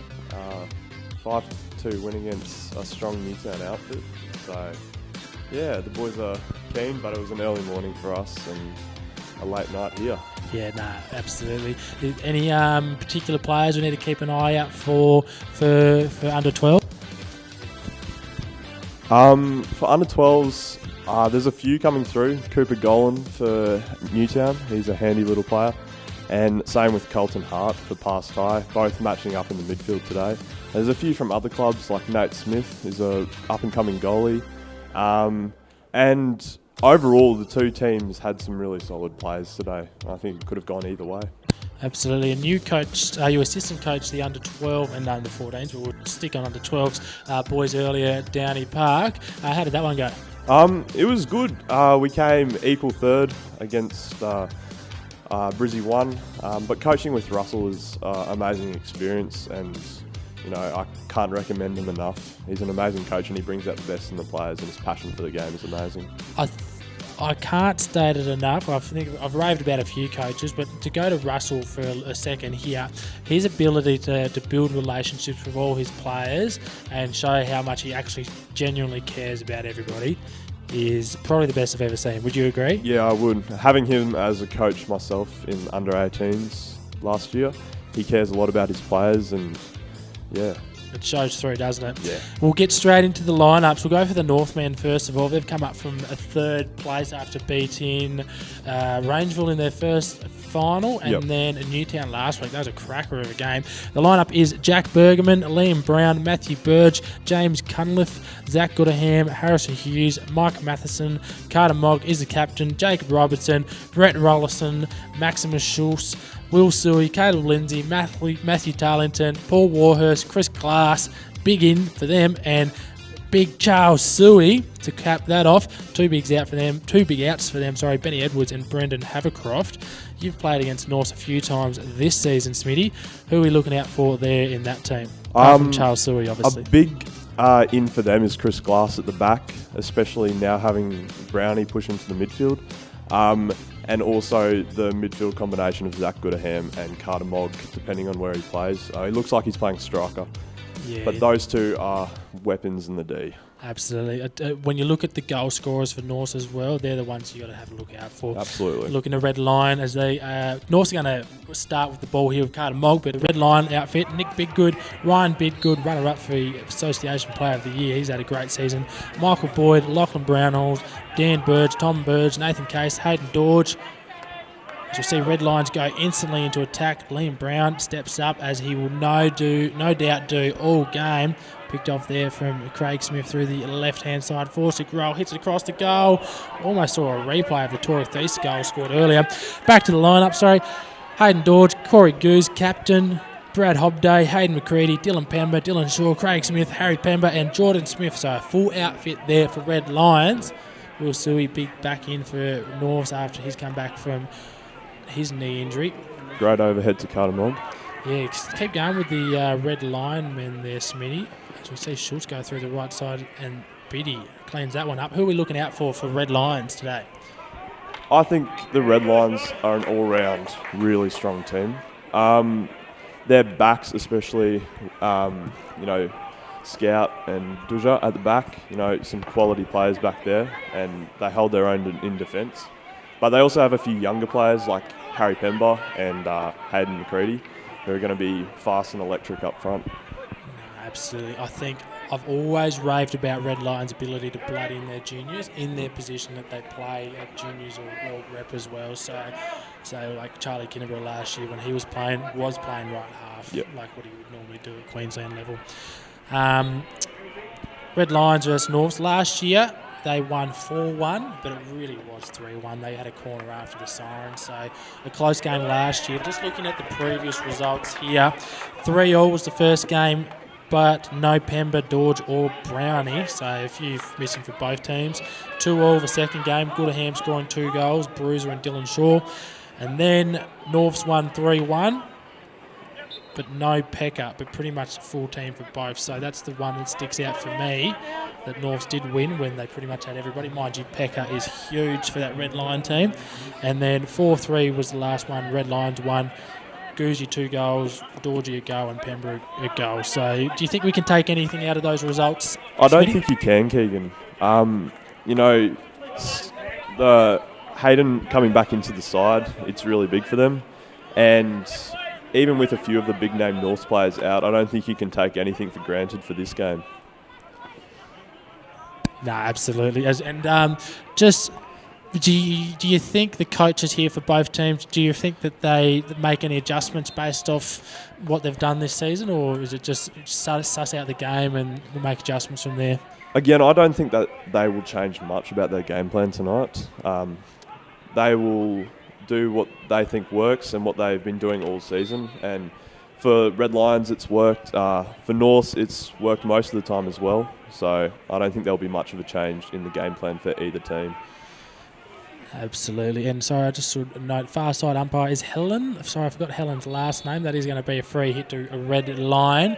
And the close umpire here is your teammate, Jay Mogg, who unfortunately missed most of this season. Out with shin and head injury, Yes. Some scary stuff. And the tech officials, I was just talking to them earlier, it was Carolyn Bull and... who was the other one? It was Ange Bellany and Sam Warhurst, the tech official timing. So, tell you what, the three of the best TOs in the business down there. So, it's going to be all up to the players here. Craig Smith, way too much space here in the midfield, all the way through. Onto his reverse. Will Suey gets to that contest late. Yes. Red Lions already looking dangerous in this quarter. One thing, yeah, absolutely. Carter Moggs come off there for Robbo. Norths do like to roll their subs quite quickly. Saying that, though, Hayden McCready, Michael Boyd, a couple of strong players all coming on shore for Red Lions. So both teams, no doubt, going to roll their subs really quickly. Going to get the most out of their players as Nathan Case brings that one down. He'll be off to the World Cup in South Africa for the Masters in November, I believe, as captain Corey Goose tries to bring that one to ground. Goal scoring machine surrounded by North's players. And dangerous situation here for Norths, especially with Dill Pember on the ball. They did this last week, Norths against Newtown, is they just want to suffocate all that space in the circle. Look at the numbers back there. Everyone's man marking. Zach Gooderham's got that space there too. That's a good run there from Burge. Tommy Burge. He is high up the field. He loves a run, mind you. Is that going to get outside the circle? Bit of a mistrap there from Ryan Bitgood.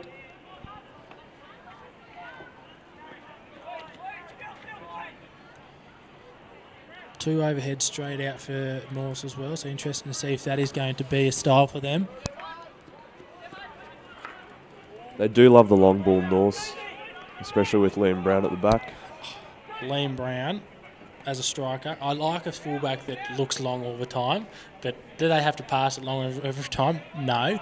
But the fact that they look, I always like that. And some of the balls are pretty magical. Finds the four stick from, the full field. Sometimes you look at him, you think he knows that the space is over there, but it's through a tiny gap. Surely he's not going to try it. And then he tries it, and then he pulls it off. Great overhead from Nathan Case. Oh, Smutty dumps back to Biddy. Too many numbers there. Look at that. Even if they get through, that's a 4v7 in the circle for Norths. Great tackle from Gooders. Pops it over. It's Matt Tarlington. He's a special player, I would say. Matt Tarlington, when he's on fire, he's the best player in the competition. Sometimes he just does the craziest stuff. He's got some silky skills. Played with him in 18s and he's a special player to play with. Speaking of special, here's Hayden Dodge. He's got a bit of a razzle-dazz about him. Michael Boyd's going to dump it back here. Red Lion want to shift it. Probably should have given that one straight to Hayden McCready there in the middle. Tough tackle there from Schultz. Dodge is off. Pember's back on. Talk about a luxury of subs. Hayden McCready under pressure here from Bergie. Just fell in front of Bergie. I wonder, I think I asked this last year and the answer was Skip, but Bergie has been one of the quickest players in the comp. Jack Hill would probably have to be up there. Bergie's ability to shut down space really quickly is what scared me when I played him. I think an underrated speed demon in the comp is THA Male Player of the Year, Walter. Alex Cronk. He is quick out of the back. He is, isn't he? And he's fearless. Loves getting hit on corners. Best first runner in my opinion, Keegan. Well, there you have it. Best first runner. Not the best injector. Remember a few games there, he didn't push it out further than a metre. Swore he would never do one again. Did you score in your last game for Past High up in the top field? Keegan, I against saw that. Norths. I was meant to be commentating the bottom field, and I found myself watching most of the Past High game up in the top field against Norths. Against Norths, yeah. 4-2 loss, unfortunately. Yeah, I thought you were going to hold out for a draw there at one stage. Well, we were hoping all season, but... Brownie is waiting for Glassy to come back on here. Can't bog off. Sneaking up this left-hand side. What's your predictions? Put it in the comments. There's a rule. You're not allowed to watch the stream unless you put a comment in the comments, all right? If you're not going to comment anything, leave. No, don't do that. Boss won't be happy. But we want to see your predictions. My prediction is Chris Glass to score the winner. Dive in goal. He's been out for a couple of weeks, but he's come back here, and he is going to do something special. Nick Biggood trying to reverse stick through. He's going to picked off there by Bergie. Got Pember to beat. Pushes around him. A little bit too easy. Oh, bit of a body, and it's the first corner of the game. What's the prediction, Smitty? Is it Goodaham or is it Goodaham? Because Carter Mogg... Oh, they're both off. What are you doing? Might be Chris Glass hit. Matt Tarlington, drag flick. A2 specialist. A2 specialist. I have seen him score a few in A2. They've got Brownie that would argue is the best injector in the competition himself. He would say that. Charles Suey, he is very quick. Charles Suey says Liam Brown is the best injector in the competition. So I've heard that at training plenty of times. Matt Tarlington looking like he's going to trap. Chris Glass has had plenty of weeks off, and he's going to come back in and potentially have the first crack, or is it going to be a Bergie hit off T2? I'm going T1, Keegan. Oh, my goodness. Micah,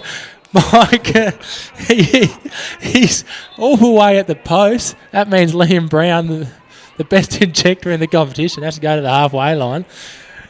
A bit confused with that early whistle when he's too keen to get on into the post. So just that rule there. I'll talk about that in a second. Chris Glass. Oh, put it in the goals, Bergie. Good save there from Dan Burge. And enough follow-up corner. Great drop. Dan Burge is clinical. Very good keeper. So just going on to that rule there. If someone breaks into the corner on the attacking team, the injector comes back out. So that is that rule in there. So same corner, I believe, is the ruling that J Mogg is saying now. So Liam Brown has to stay at the halfway line. Let's see what they do there. Probably going to go direct. Miss trap. Underarm. Red line's going to go quickly there. Carter calling them to get out. This is dangerous here with all those players up. Oh, that is a bit high. I was going to say that first one probably could have been called, but Michael Boyd unable to hear that whistle. Good call there from J Mogg.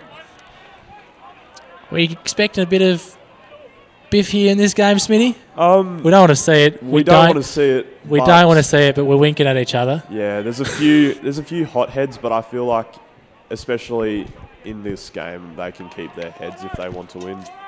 Yeah, absolutely. You talk about...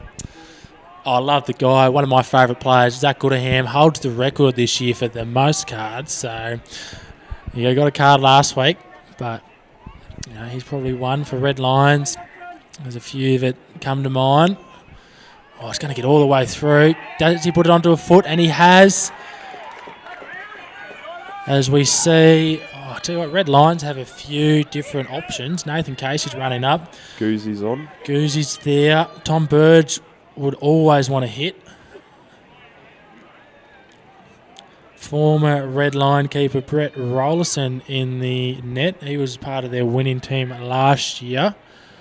Him and Dan Burge have the matching smocks on. And it looks like Zach Goodaham first runner. He'll be quick. He is quick, and he's also very solid. So, very fast. Let's see. Dill Pember off T2, you reckon? Here's a shift. Dill Pember off T1. Oh, he's flicked it straight into Goozy's butt. They need to go quickly. Goes to Carter. He's on his reverse. Hayden Dodge good pickup. Is the longest tackler in the competition. That looks like it come off a foot. Micah Matheson, fresh off his break into the circle, gives it back to Carter. Oh, Dan Burgess sees that one off to the back fence. You know what I love? Both teams defended a penalty corner successfully. Counter attack out wide, bang straight up the other end. This is exciting hockey. Those PCA counter-attacks, good opportunity for teams to score, Keegan. Yeah, absolutely. It's a guaranteed opportunity for you to... I was trying to explain to one of my good friends the other day that your team should almost celebrate when you have a penalty corner defence because they suck at corners and you get all their team up and you get a chance to have an organised counter-attack play down the other end. And as you know, we mentioned Russell before, teams that have it pretty well drilled, they know exactly what spots to go to. I was going to mention Russell's counter-attack, and he loves it. He thinks it's the main opportunity to score in a game. Yeah, all those diagrams done down to a T, even the exact spots you go to when you have a corner after quarter time. So when you think about it, it makes a difference when you explain why you should cover the side bits of the PC. Zach Goodham on T1. Yeah. Oh, what a flick. It's gone past Burge. Nathan Case and Dan Burge. And it's 1-0.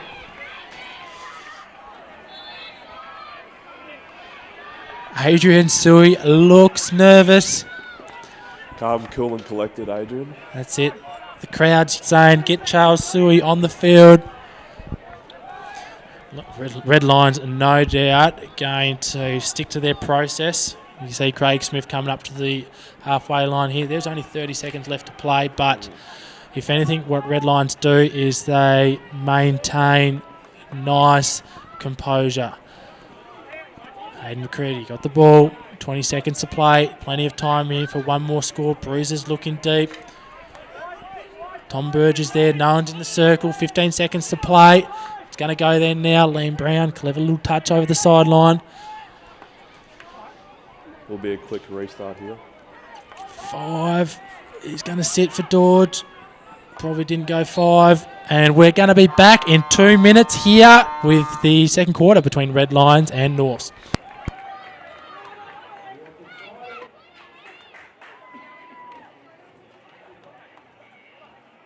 It's safe to say the best rooftop bars Yeah, absolutely. are the ones that never close. Great Northern Brewing Co., the beer from up here. Daisy, Daisy May, give me your best bouquet. Daisy May Florist is one of Toowoomba's premier flower shops. Visit daisymayflorist.com today or visit their beautiful store on the corner of Hursley Road and Tor Street. Bradnams has 30 years of experience as the leading windows and doors manufacturer for the Toowoomba and Darling Downs regions.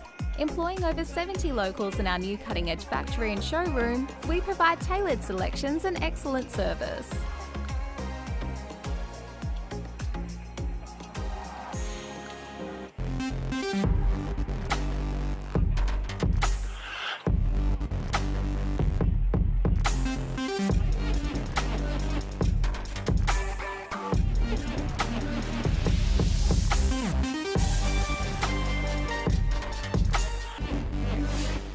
Are you a food business starting out with your product development journey? Ask a Food Tech. A food technology consulting company can help you ensure that they are tasty, safe to eat, and compliant with food regulations.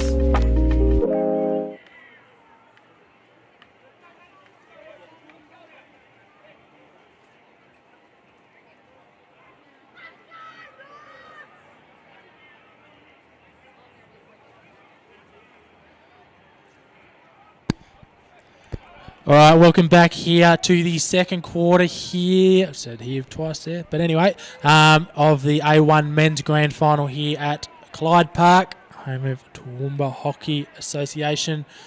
North's looking to get back into it. A goal late there from Zach Goodham. Oh, little razzle-dazzle on the circle. Well defended there by Red Lions. I'm still here joined with Jackson Smitty, superstar player for Past High. Smitty, thoughts on the first quarter? I thought it was pretty even hockey, to be honest, Keegan. Just a late goal by Norths is all that separated it. Yeah, certainly a lot of opportunities both ends. Probably you'd argue a lot of the play was to our right, as we see Bruiser down the right-hand side. Had a very good tournament for Queensland country this year, scored a few goals. But yeah, can't imagine the red line experience would change too much too soon, considering they had a few opportunities, they had a corner. You've coached a few teams this year. What's your approach to quarter time? Let's say, especially when you're losing or things aren't going your way, what's your approach to that? I think when we get to quarter time, it's important to be, especially when coaching younger boys and girls, that you need to be the level head, because a lot of them will come off very frantic and maybe even a bit emotional about how the score's going. You need to be the level head there and giving them wise words and making sure that they keep their heads up, especially in, the quarter time. Half time's a bit different where we can have a bigger chat, but... No, absolutely. I think, as soon as they've lost their head in the game, it's all over. It's so important to get them back in the game. No, especially for those young minds as well. Tell you what, Caleb Lindsay had a lot of space over here, but they're going to go direct to G. I think he had the landed zone first, but Jay Mogg calls it for Tommy Burge. Smitty, do you umpire much? Not too much, Keegan. I prefer to stick to coaching and playing myself. Same, and that is why we will limit our umpiring comments to nothing, apart from the fact that we're very blessed to have Helen come all the way from the Gold Coast to umpire this one, a very experienced umpire, and as well as Jay Mogg, just giving a little bit of a chat to the North's bench to say, chill. Oh, my... That is dangerous from Norths there, letting that one go through. Amazing ball from Duja out of the half. Bruiser, I'd pick him to get that. He'll be kicking himself. Even though that was a fantastic effort, he holds himself to a very high standard. Very good player. Loves to work hard. One of the captains for the Open Toowoomba men. 12 minutes here to play. Have you had... either of these coaches for CGC previously? I had Adrian as my coach this year for CGC. Him and... Rowdy it was, yeah. So the ultimate duo, those two. We were no good. I don't know why we didn't do better. We had a good team. It was a great team. You didn't rock up for a game, that's what. One game.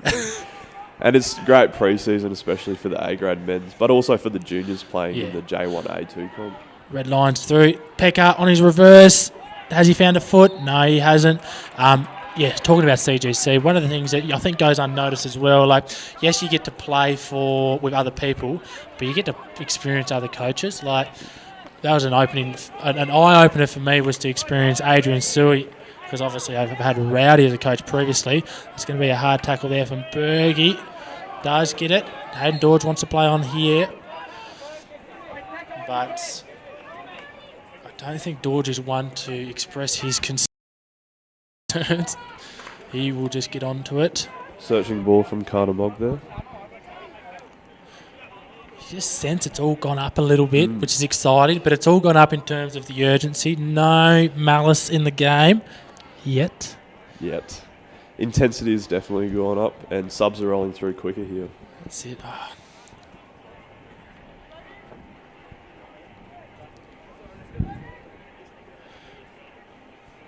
Plenty of movement there for North. See them all rolling around.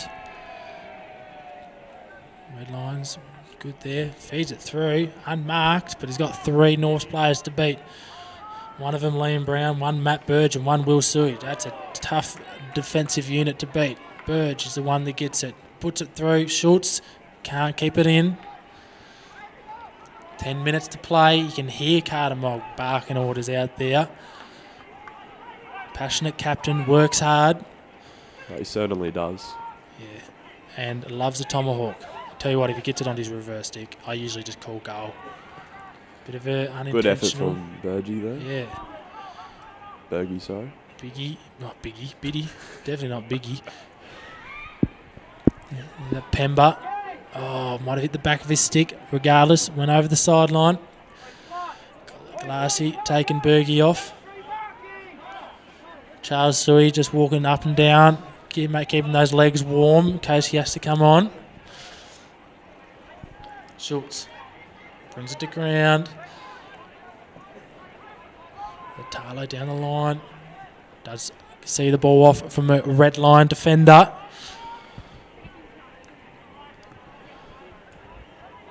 Norths have had some really good field position in the first opening 21 minutes of the game.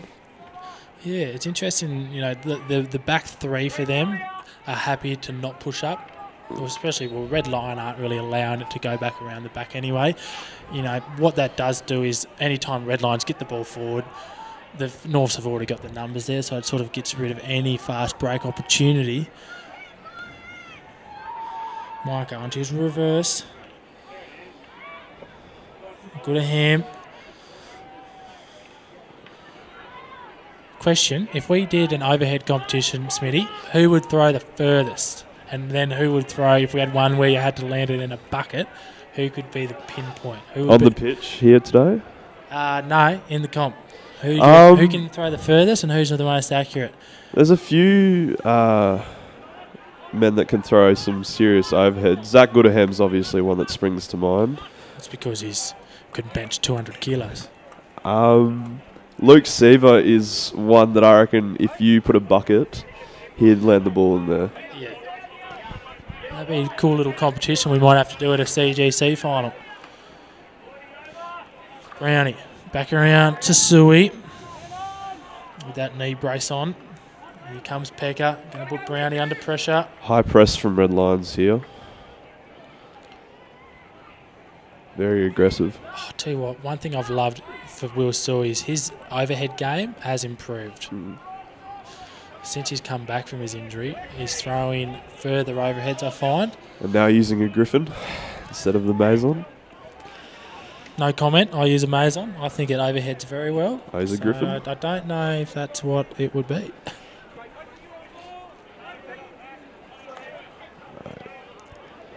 Burgee able to slap that all the way across. You're going to somewhat split Brownie. Norths are pretty patient at the back here, not looking too much to go up the field, just to hold it. Carter opens up on Dorge. Searching ball. Hayden McCready keeps it. Not much in front of him. Little tries to pop it through Carter.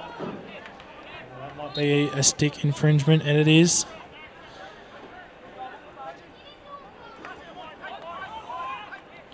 To Glassy.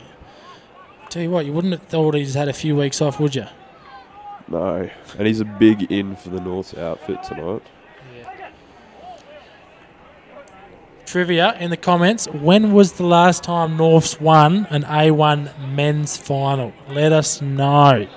We've got the stats here. I'm looking at it on my book. But when do you think A1 men last won grand final? Dan Burge called into action there. Great clearing ball through to Goozy. Swinging tackle there from Hughes. Got Suey to beat, plenty of numbers. Just got to be patient. All the numbers are there, but somehow Boydie has all the space. Draw. That was the right idea.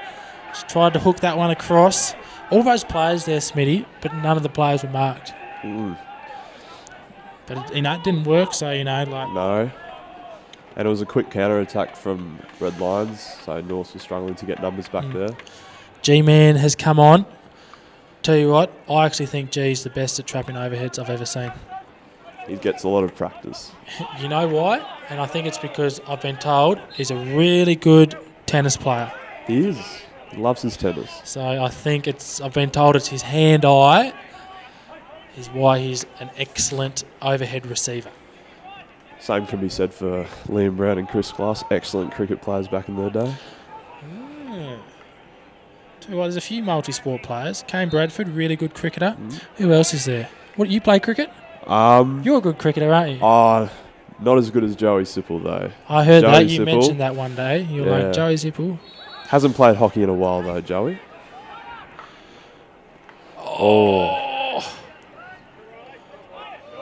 Shout out to Joey Sipple. We'll see you back here next season, no doubt. You don't need to play cricket. Anyway, here's Red Line. Straight into the middle. Hayden McCready trying to link in with Biddy.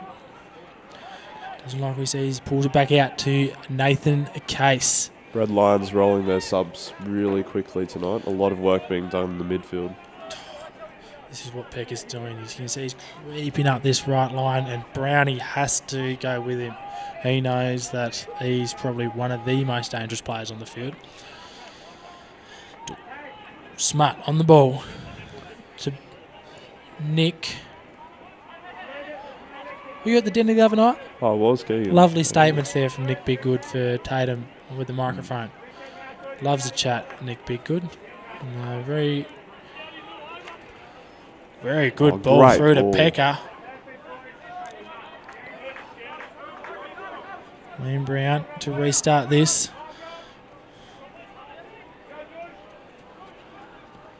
Tight man marking at the back for Red Lions, making sure that they don't have a leading Matt Tarlington. That's it. Don't mind that matchup though, him against Ryan Bidgood. Here's G-Man down the sideline to Zach Goodaham. Needs to be careful not to stick shield onto his reverse. Don't mind this because it's going to be right in the corner here. And if they press this, well, I think they caught him. Fallen away, yeah, I was going to say they were sort of caught in between. They're going to fall away. Zach Goodaham staying with Craig Smith. Carter and Dill Pember, that's a good matchup.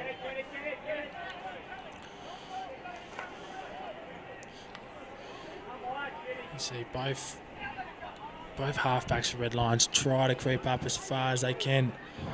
Both times trying to hit Pecker down the line. The space is there. The ball is on, unable to bring it to ground.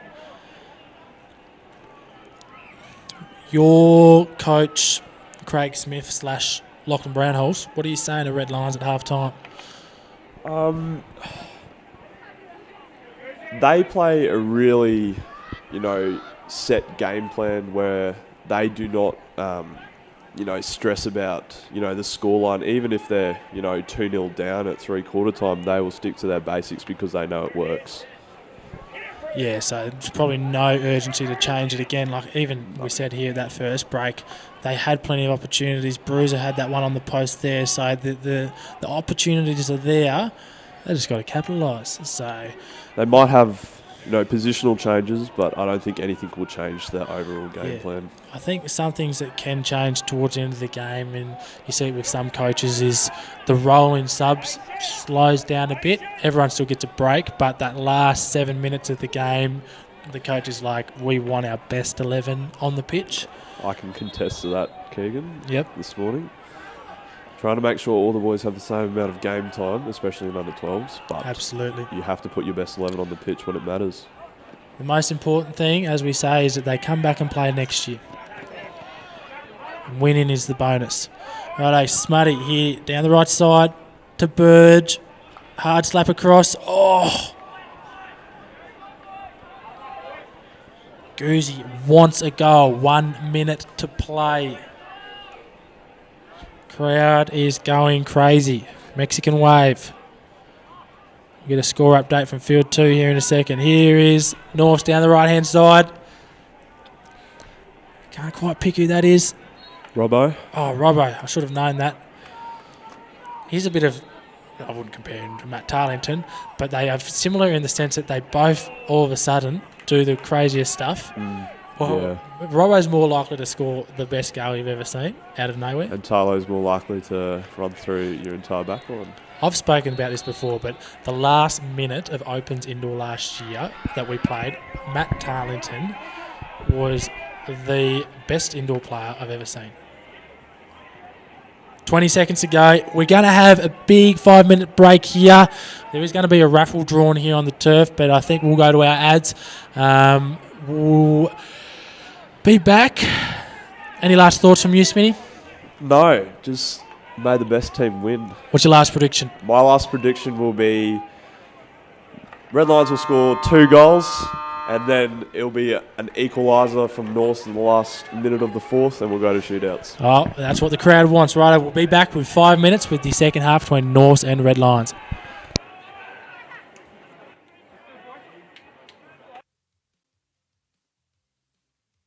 It's safe to say the best rooftop bars Yeah, absolutely. are the ones that never close. Great Northern Brewing Co., the beer from up here.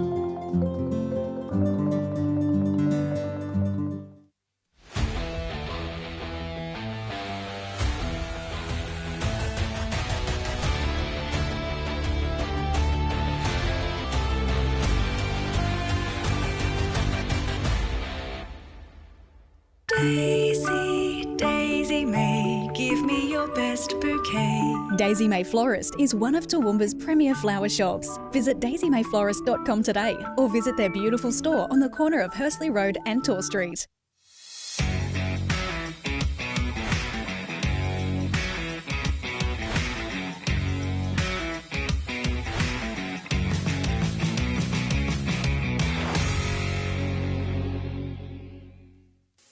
Bradnams has 30 years of experience as the leading windows and doors manufacturer for the Toowoomba and Darling Downs regions.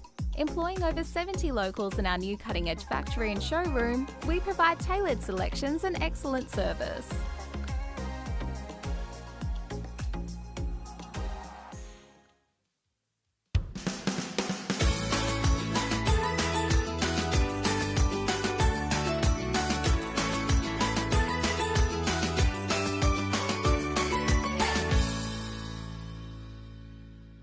Are you a food business starting out with your product development journey? Ask a Food Tech, a food technology consulting company, can help you ensure that they are tasty, safe to eat, and compliant with food regulations. It's safe to say the best rooftop bars Yeah, absolutely. are the ones that never close. Great Northern Brewing Co., the beer from up here.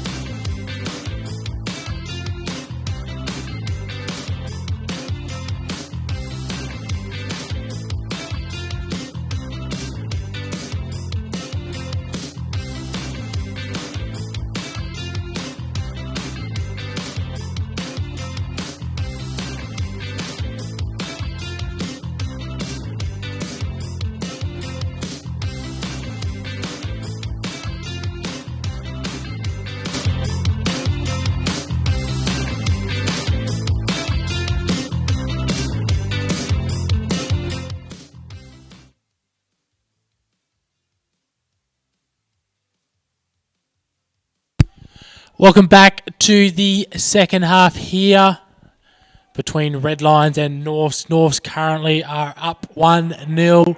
Drag flick goal to Zach Goodaham. And no doubt Red Lions going to stay calm and composed. Interested to see what Coach Adrian Suey had a chat to the Green Men about. I am joined up here in the commentary box with the coach's daughter, actually, and sister of one of the teammates in Charles Suey, Stella Suey. Stella, how are you going? Yeah, good. Good. Thank you for joining us. Just make sure, it is on. You caught the first half of this game. What are your thoughts so far? I think that the game's been very even. I think both teams have been able to find space around the field really well, especially in like getting out of congestion, which has been good. Absolutely. And do you think we see Charles Suey come on? Or maybe towards the end. I didn't put him on my sign though, so he's a bit sad about that. Nah, that's excellent. And then did you catch the A1 women's game between Past High and Newtown? I caught the last half and shootouts. Oh, right call from Helen there. Wanted to call a corner. They took the advantage. It looks like they weren't going to have the shot. So she gave them the corner, and then the ball went in afterwards. But very well umpired so far from Helen and Jay Mogg. So, just quickly on the red line penalty corner battery, what are your predictions here, Stella? Oh, God, I have no idea. I don't think I've watched enough of their games. Maybe just straight flick. Might have Corey Goose on T1. He's a bit of a drag flicker. We'll have a look here. Ryan Biddy is trapped in T1. Does go to Goose. He's a drag flick. Well run down by Zach Goodaham. And a great reverse stick. Who was that, Stella? That was my cousin. Will Suey on fire after he returns. Quick crown attack from Norths. Carter Mogg trying to slap that one through, but Biddy too solid there. Hayden McCready does well to get back there. He was 1L on that battery, so great work rate from him. I'll get your thoughts on the A1 women's game here in a second as this action dies down. Liam Brown crossing ball. He's going to sit for Carter on his preferred left-hand side. And they do get the foot. Righto, A1 women's final. What do you think, Stella? I thought that it was a really tight and close game. I thought that shootouts is always not the best way to win or lose a game, but shows how close the competition is if it has to come down to that. Absolutely, and your team had some really good games this year, and you probably would have felt that if you had most of your players, you would have had a pretty good chance as well. Yeah, definitely. And as we see, Dylan Pember across the field hit Dorji on the right side. Rolls again, does find Pember. He's going to have Bergie to beat. He's a hard player, bit of a swinging tackle, and Helen does call the corner. Not sure if you know this, Stella. I'm not sure if it's been put in the comments yet either. When's the last time A1 men, the Norths, won the grand final, not just any game? Oh, God, I don't know. Don't know. Probably before you were born. I think it was the 90s. Nathan Case to push. Is that? No, I can't quite. Yeah, it is Nathan Case to push this one out. Boyd on T1. Here's the variation. T2. Oh, mistrap. That is not in Pecker's tool bag to mistrap that. That is not like him. Schultz down the right side. Bit of pace. Crossing ball. This time it does get past Biddy. Shaw's going to clean that up though. Has to do cleanly. Too strong there. You head off to Sunny Coast in a few weeks with your 16s team, Stella. How are they tracking? Pretty good. We've had a couple of people unfortunately have to pull out with injury, but it's been really good that girls from Team 2 have been happy to step up into our team. We've only had one training with them, but we all kind of really know how each other play, so I think we'll be able to link well. Oh, T-Turtle was out quite far there. Absolutely. You had a practice match the other night, which I played against you in that team, and certainly some quality across the park. We've got a lot of depth here, and so you count on your players like Addie Jones and all that to have a good tournament. Yeah, definitely. Oh, probably back in the stick there for Micah Matheson. It is going to be red lines. Free hit just inside the 25. Dorji plays on. Unable to link in with Pecker.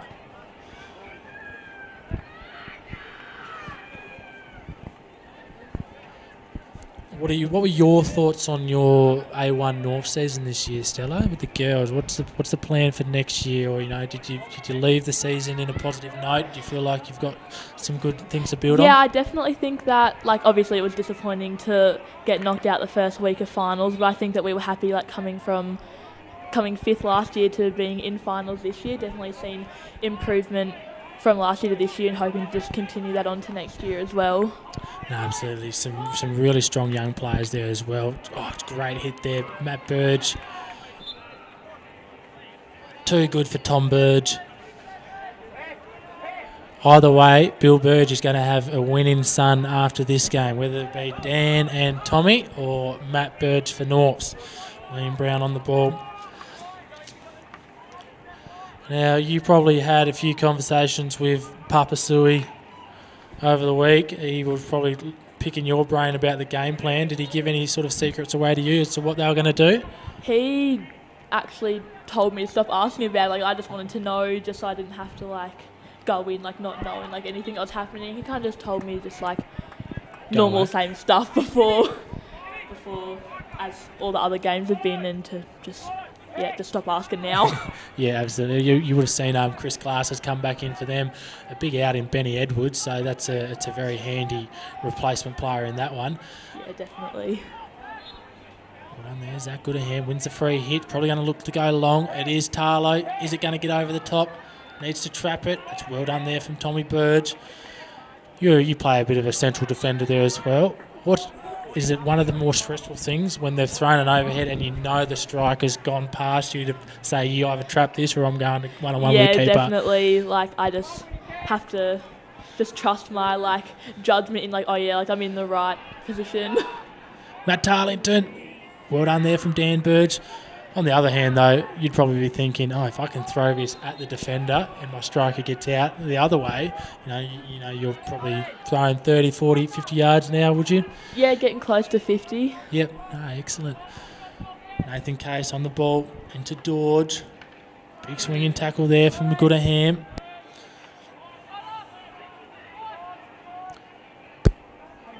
And you've got your indoor season coming up soon, obviously, as well. Is you going to be playing in that one? Pushing for a rep, but I feel like for now it'll just be club, considering I only played my first season indoor last year. Well, shout out to Caitlin Holiday. We'll keep working on it. We'll get the nomination in there in a second. Will Suey working well there with Michael Matheson. Sends it out wide to Glass. Tarlo's going to go to the pocket. Oh, no, it's not Tarlo. It's Robertson, sorry. Going to get the ball in the air, has shorter beat. Can he win a corner? A corner means a Gooderham flick. And it does hit the foot. I said to Smitty beforehand, Robbo does the most amazing things, whether he means to or not sometimes. But anyway, he's put it on the foot. Who's your favourite Norths player to watch, Stella? Oh, that's a good one. Probably either Liam Brown or Zach Gooderham, and Benny Edwards when he's here, but obviously he's not here tonight. So last week, Benny Edwards, especially, it was like around here, he just did some, we call it the razzle-dazzle stuff. He's just like, you can't see what I'm doing because I'm not on camera, but he's like, it was pretty special. So no doubt a big out. If Zach Gooderham flicked the other one in on the right post, you think they'd do the same, wouldn't you? Yeah, probably. He's been practicing everywhere at training, so I feel like he could just go anywhere. He flicks at about 108, 110, I'd say. Very quick. Good save from Dan Burge.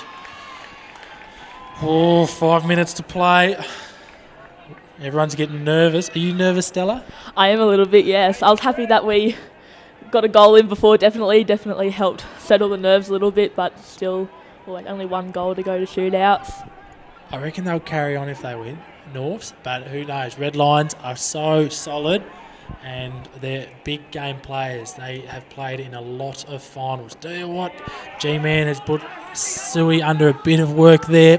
Goozy's going to have Matt Burge to beat here. Not sure if the numbers are on their side, but he's going to play on. Has Hayden in the middle. He's going to get it back. Oh, no, he's put it straight on Will Suey's stick, who's put it onto Goozy's foot. Rolling subs. Saying before, Suey can throw a bomb these days, but good option there. Transfers to Brown. Lots of rolling movement here in the midfield. Oh, big freight train there in Red Line Shaw following through.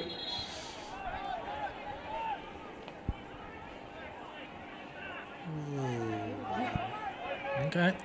Hayden Dodge looks to play on here. Going the other way. Met by G. Puts it forward to Boyd. Tries the overhead. Spills to G. Through to Robbo. Is it? Yeah. Robbo with some pace. Good tackle there from Ryan Bitgood. Down the right side to Boydie. This time tries to keep it on the deck. Liam Brown to Gooders, to Brown, to Gooders. I want him to go back to Brown. Oh, it's Glass. It's not even Gooders. Glass has been in the gym, if I'm mixing him up with Goodahan. Apologies.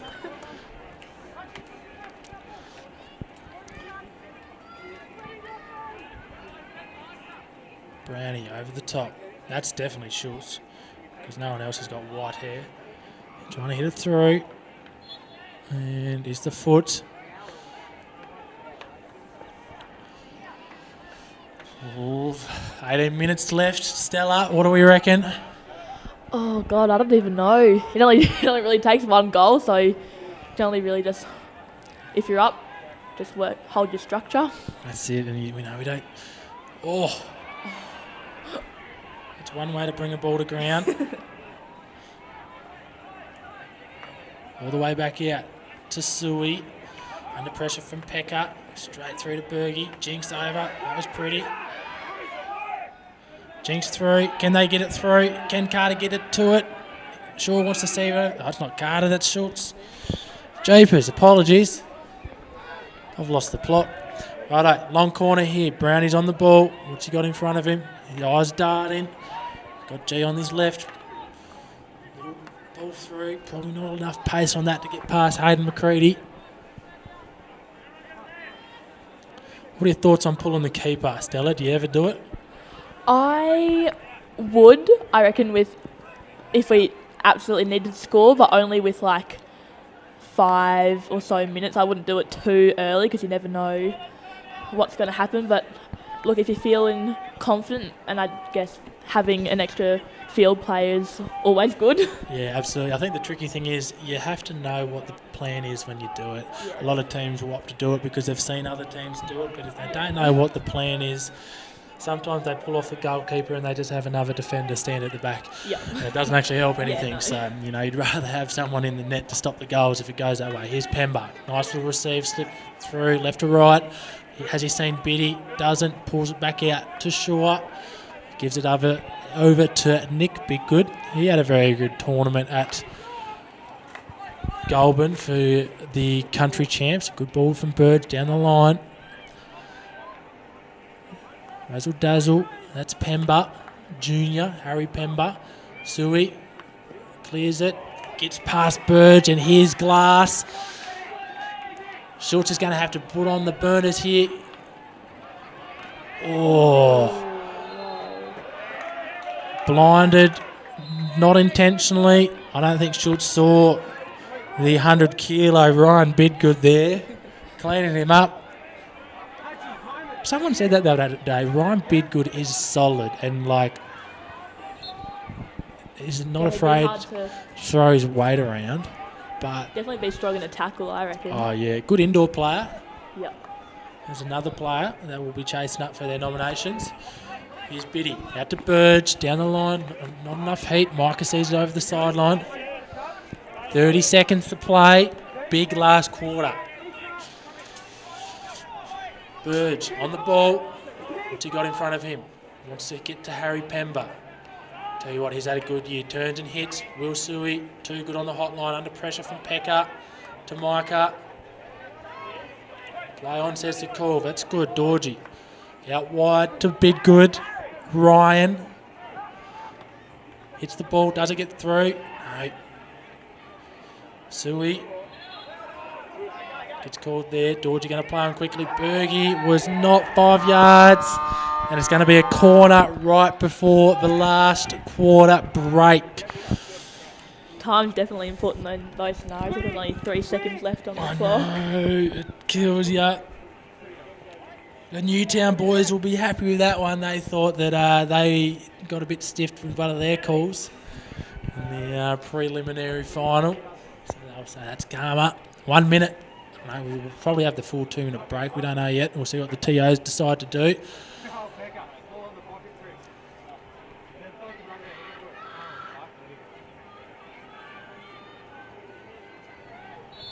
Pemba, T2. Is that the call? No, Pemba, T1. Good save from the goalie. Oh, Nick Bidgood. He hasn't scored a goal in his life, and he's put it in. One-time hit, and all the momentum's going to be with Redline. The replay's there. Look at him, teed it off. They're up and about. We'll be back in 1 minute here with the last quarter between Norths and Red Lions.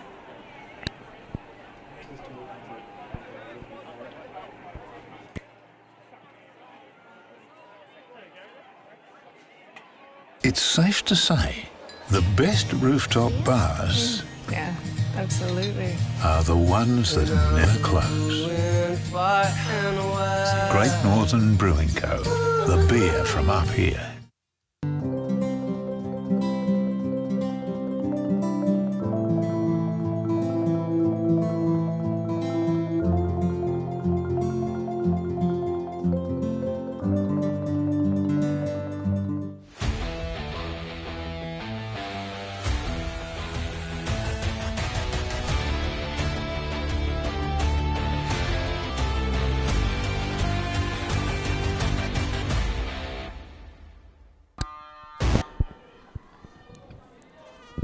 $15 minutes to go here in the A1 men's competition here for Toowoomba Hockey, sponsored by Powers. Big finish to that third quarter with a goal to Nick Bidgood. Yes, I said Nicholas Bidgood. Did score a goal to tie it up 1-1, and boy was he happy. And all Red Lions were up and about. Stella Sui nervous here next to me as the co-commentator.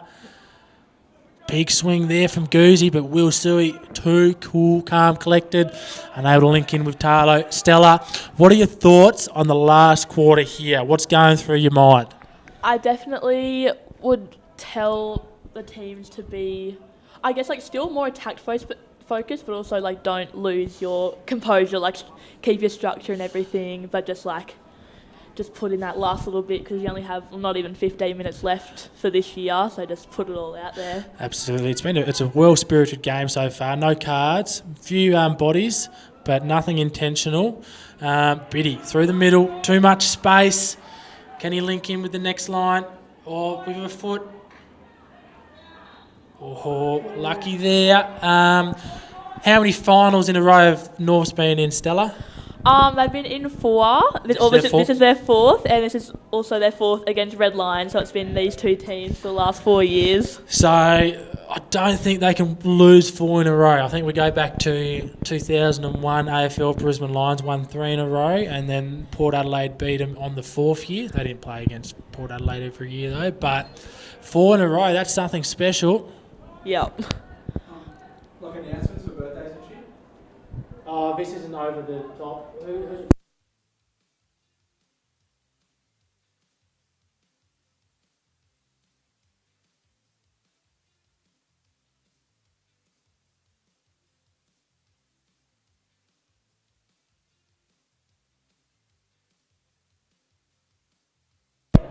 Good ball through. Unlucky. Wasn't able to connect there. Brownie on the ball here. Over the top. Well done there from Dill Pemba. Shout out to Dylan Pemba. Fixed my car yesterday. So happy with him. He was already on a tight schedule and he fitted me in to get that done. So Burge down the line. Met by Hayden McCready off the stick of Pekka. Ping pong there. And Pemba does win the free hit. Going to have to stand up, Stella. Nervous walking is happening again. Oh, Nathan Case. Bit of a missed push for Robbo. He's got shorter beat. Can he get a corner? Slapping ball through. Dan Burge sees that one over the sideline. Jay's going to give him the foot just outside. Would you rather a free hit there or a long corner? I would rather a long corner because I think if I could pass it back and get someone to throw a crash ball in and like you'd be able to have like more angles because down in the pocket it's kind of hard to do stuff. And if I had like a slap from like just outside the 25 on the top, you could go either side of the D. Absolutely. 11 minutes to play. Burgee out left to Dodge, to the goal scorer, Nick a bit good. Into Smut, into Pecker. Oh. North the other way. Here's Carter, right to left to right. Razzle dazzle. Gets called for the foot there. It's going to be red lines for a hit.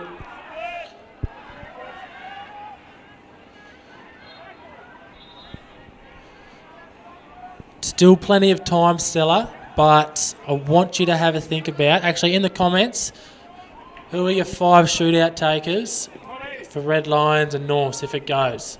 So don't let the people know yet, Stella. I want you to put it in the comments. Let us know who you think. Micah sees that one over the baseline. Going to be a long corner. I reckon you'd have Dan Burge in the net and Brett Rollerson. Yep, that sounds pretty good. Super insightful. I know they do have Paul Warhurst down there on the bench as well, but Turtles having a good season. Hayden McCready in the pocket. Brownie to beat. It's going to be a tough ask. Does well there.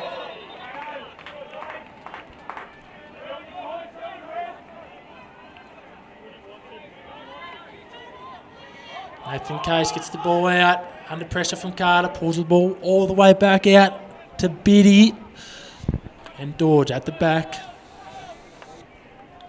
Back to Bidgood. Red Lions is taking a bit of time here. Nathan Case on the right side probably wants to make up for his overhead earlier. Off the stick of Tarlington, and it is going to be a long corner. Righto, Stella, you got one team there. Who do you think? Who are your shootout takers? I'm almost done North. I'm just trying to see how many Red Lions people I actually know. Oh, just. Red Lions, Hayden Dodge, Lachlan Brownhall, Goozy, Bruiser, Pemba. Whether Smart or them take it, I don't know. But they're the ones I'd be going with. Yeah, that sounds pretty strong lineup. They've got a fair few options there. Even Hayden McCready, confident there. Ryan Bidgood, Association Player of the Year runner-up. So a few options. Norths, who we got? I think Carter Mogg, Bergie, Zach Goodaham, Chris Glass, and Liam Brown. And potentially, he hasn't played all game, Charles Sui might take one of the shootouts. He's been doing all right at training. Yeah, he's been practicing getting there. Yeah, no, he's working hard. Biddy slips over with the slap, unable to link in. 8 minutes to play.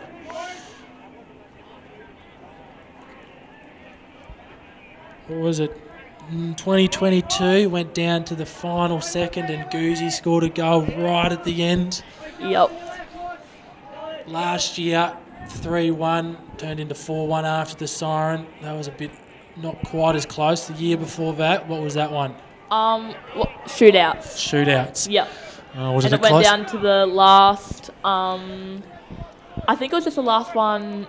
Didn't go down into sudden death, but it came down to Will Suey, who took the last shootout for North, but unfortunately he missed that, so Red Lions won that as well. That's why you're the expert co-commentator, got all the stats there for us. Smarty plays on. Carter not 5, has to get out of the way. Little shovel through to Pemba. Brownie. Gee, he does well at stepping out there. Hits it, clears it, only as far as Smart. Into Pemba. Reverse stick through. This time Will clears it out to the sideline. It's going to be a long corner. 7 minutes to play. Get Zach Goodaham on the field, Stella says. She's looking down at the halfway line. It does come off the foot. Oh, I thought that might have hit Micah's foot, but again, my eyesight is going poor. Tarlo might get this. Doesn't want to dive. Can't give away a yellow card or something. Carter Mogg's off as well. Glassy's off. I've got a bit of a rule last 7 minutes. Do you want your best 11 players on? But it's good to have the rolling subs. Yeah. Nick Bidgood walking it up. Out to Dodge.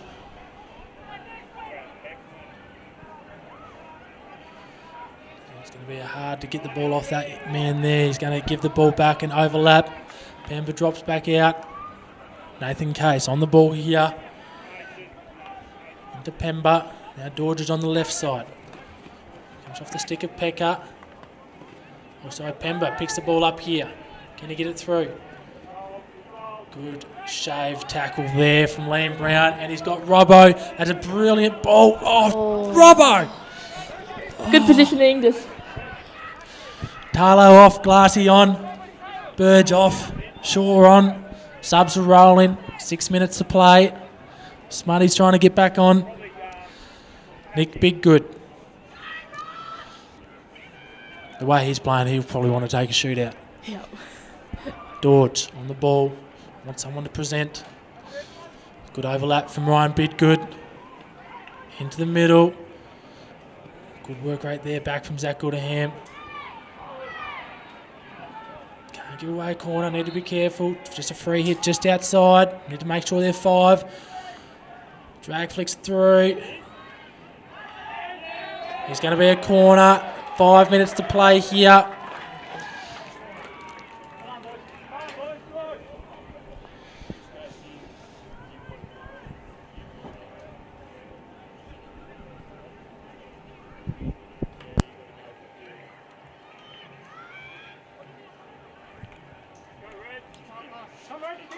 Nathan Case to push out again. Dylan Pemba starting on battery 2. They know Zach Goodaham's very quick out. T1. Missed trap. Again. Gets to the spot. Puts it through. And it's Ryan Bidgood. It's put the ball in the goal. Fort North's PCD might have had it covered. See the replay, just getting past both the runners and flicking it over the goalie who dropped.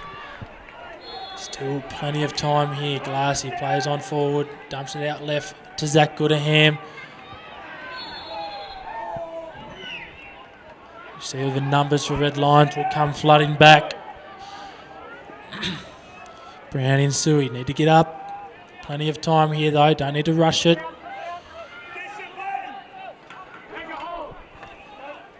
To Burge. Back to Suey. Not much happening out in front.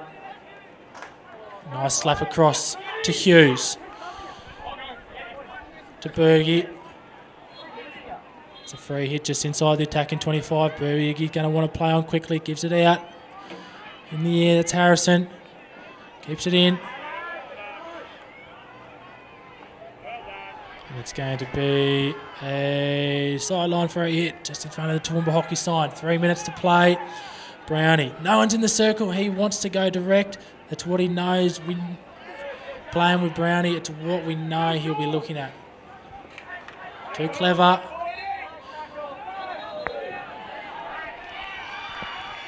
Need to get some players up on the baseline, Stella. Stretch it out, especially if Brownie knows he can go direct. Yeah, definitely. Over the top is Burge. They need to not foul Good here. defense. Well done from Biddy, clears it out to the sideline. It's a great ball from Brownie. Right idea from Matt Burge, trying to find the foot. Again, brings it out to Suey. 2 minutes to play. Turtles trying to give Adrian the signal here. I think he's happy to step off.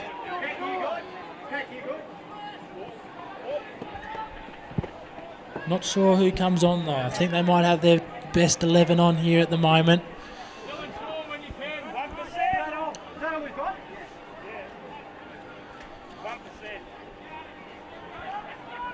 Nick Biggood over the top. Bergie almost runs that down. It's going to be met by Matt Burge. Play on, says the umpire. He's going to come through. Oh, Great good work running, there. Will. Will Suey, too determined. 2 minutes to left to go. See the replay there. Michael Boyd gets a touch for Will Suey, just getting that ball off him before he can push it into an open net. Almost would have sealed it as we see Glassy and Robbo all the way up for Norths.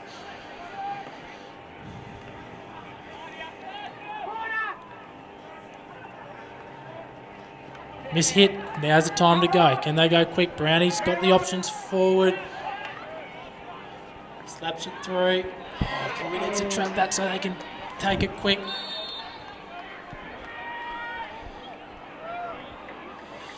Brownie. Seeing it. Too much chat, and he's going to get a card, so they're going to be down a player. 1 minute to play. Going to have to take a risk here. Probably 1 minute left to play.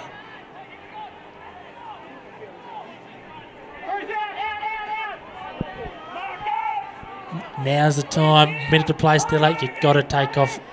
Yeah, definitely. You just got to get that ball moving and get the momentum, put them under pressure, even though they have that extra player. Just trust your skill and your speed and all your teammates.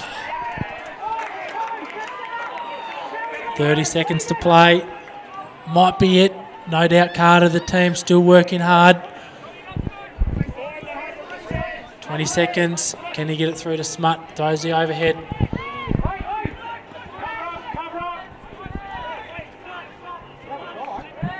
Needs to have someone in the circle somehow if it could get through. 10 seconds left to play. Just got to send that forward.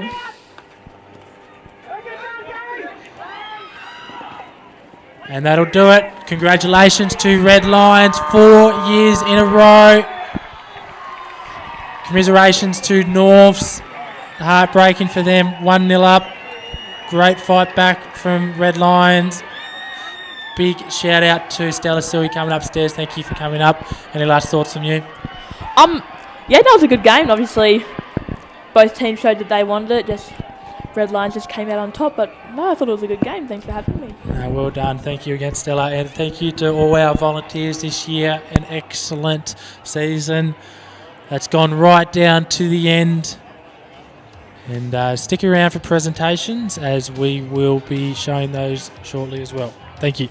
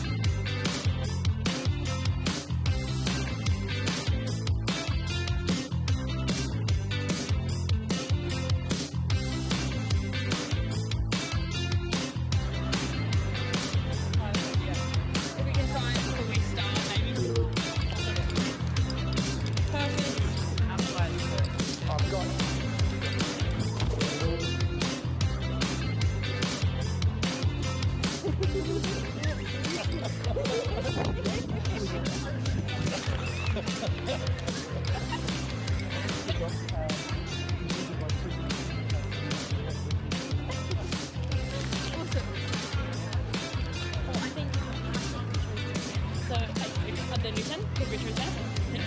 Yeah, cool. So, my name's Ed Richard.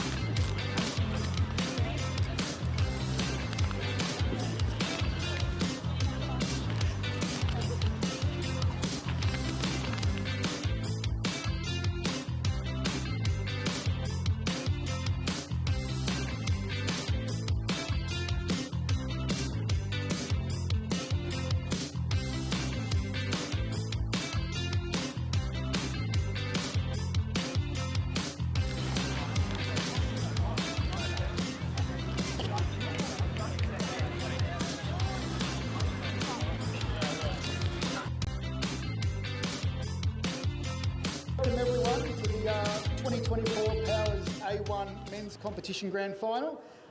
Tonight's awards will be presented by THA President Eddie Shasser and Hockey Director Emma Ziviani. A fantastic game, and first of all we'd like to thank our officials Sam Warhurst, Ange Bellany and Carolyn Bull, our TOs, and our umpires Helen Cura and Jay Mogg.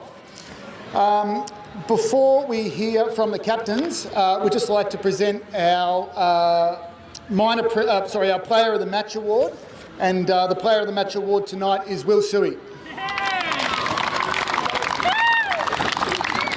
Good night, shot. Stay easy.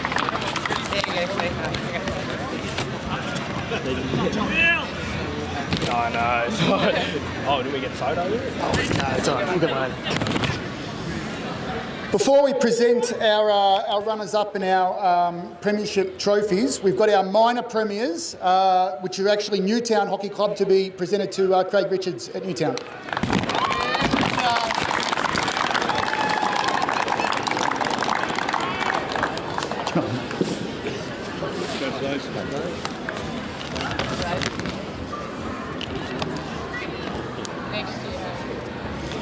Okay, I'd like to call forward the runner-up captain from North to say a couple of words.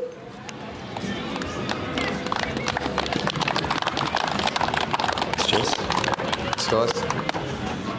Firstly, just want to say thanks to Red Lions. 4 years in a row, boys. Congratulations on 6 in a row. Wasn't our night again, boys, but we'll try again next year. There's not much really we can say, so we put it all out there. I'm very proud of yous. Yeah, well done. Good game, mate. Good game. Oh, sorry. Oh, I got to collect some. No, no. Good game, Carter. Small one. Yeah. Oh, wait. No, not that one.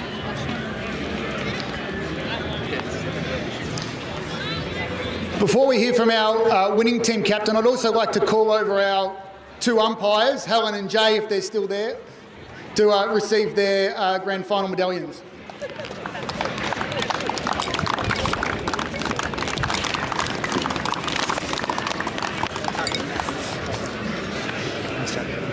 Thank you very much. You did a great job. Thanks, Helen. No, it's okay. That's okay. No one's ever going to like the umpire. Thank you. Great job. Okay, I'd like to call forward the captain of the winning team from Red Lion.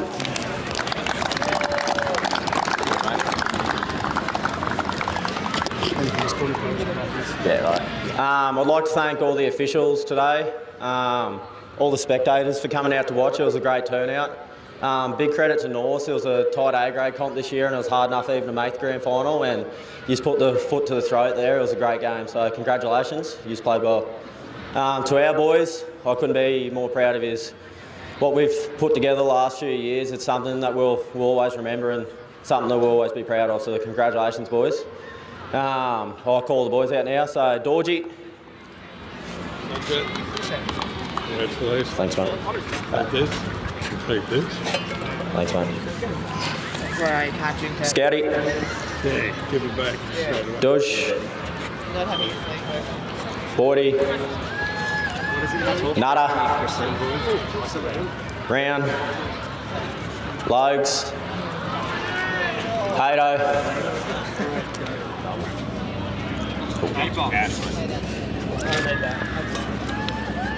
Dildo. Tommy. Pemby, Dan, Nuggy, Becca, Pirate, Smutty, Bruiser, and our leadership team in the sheds, Adrian and Arno. Congratulations, boys. Thanks, Zippy. Great game, mate. You played outstanding.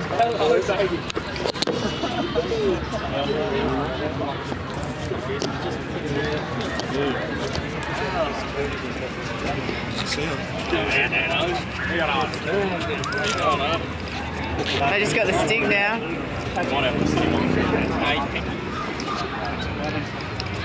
Thanks, Zippy. Thanks, mate. Good game. Good game, boys. Great work, Bruiser. We're staying around for. I'm getting out of the road. Well, that concludes Grand. Are we going to say anything? Do it.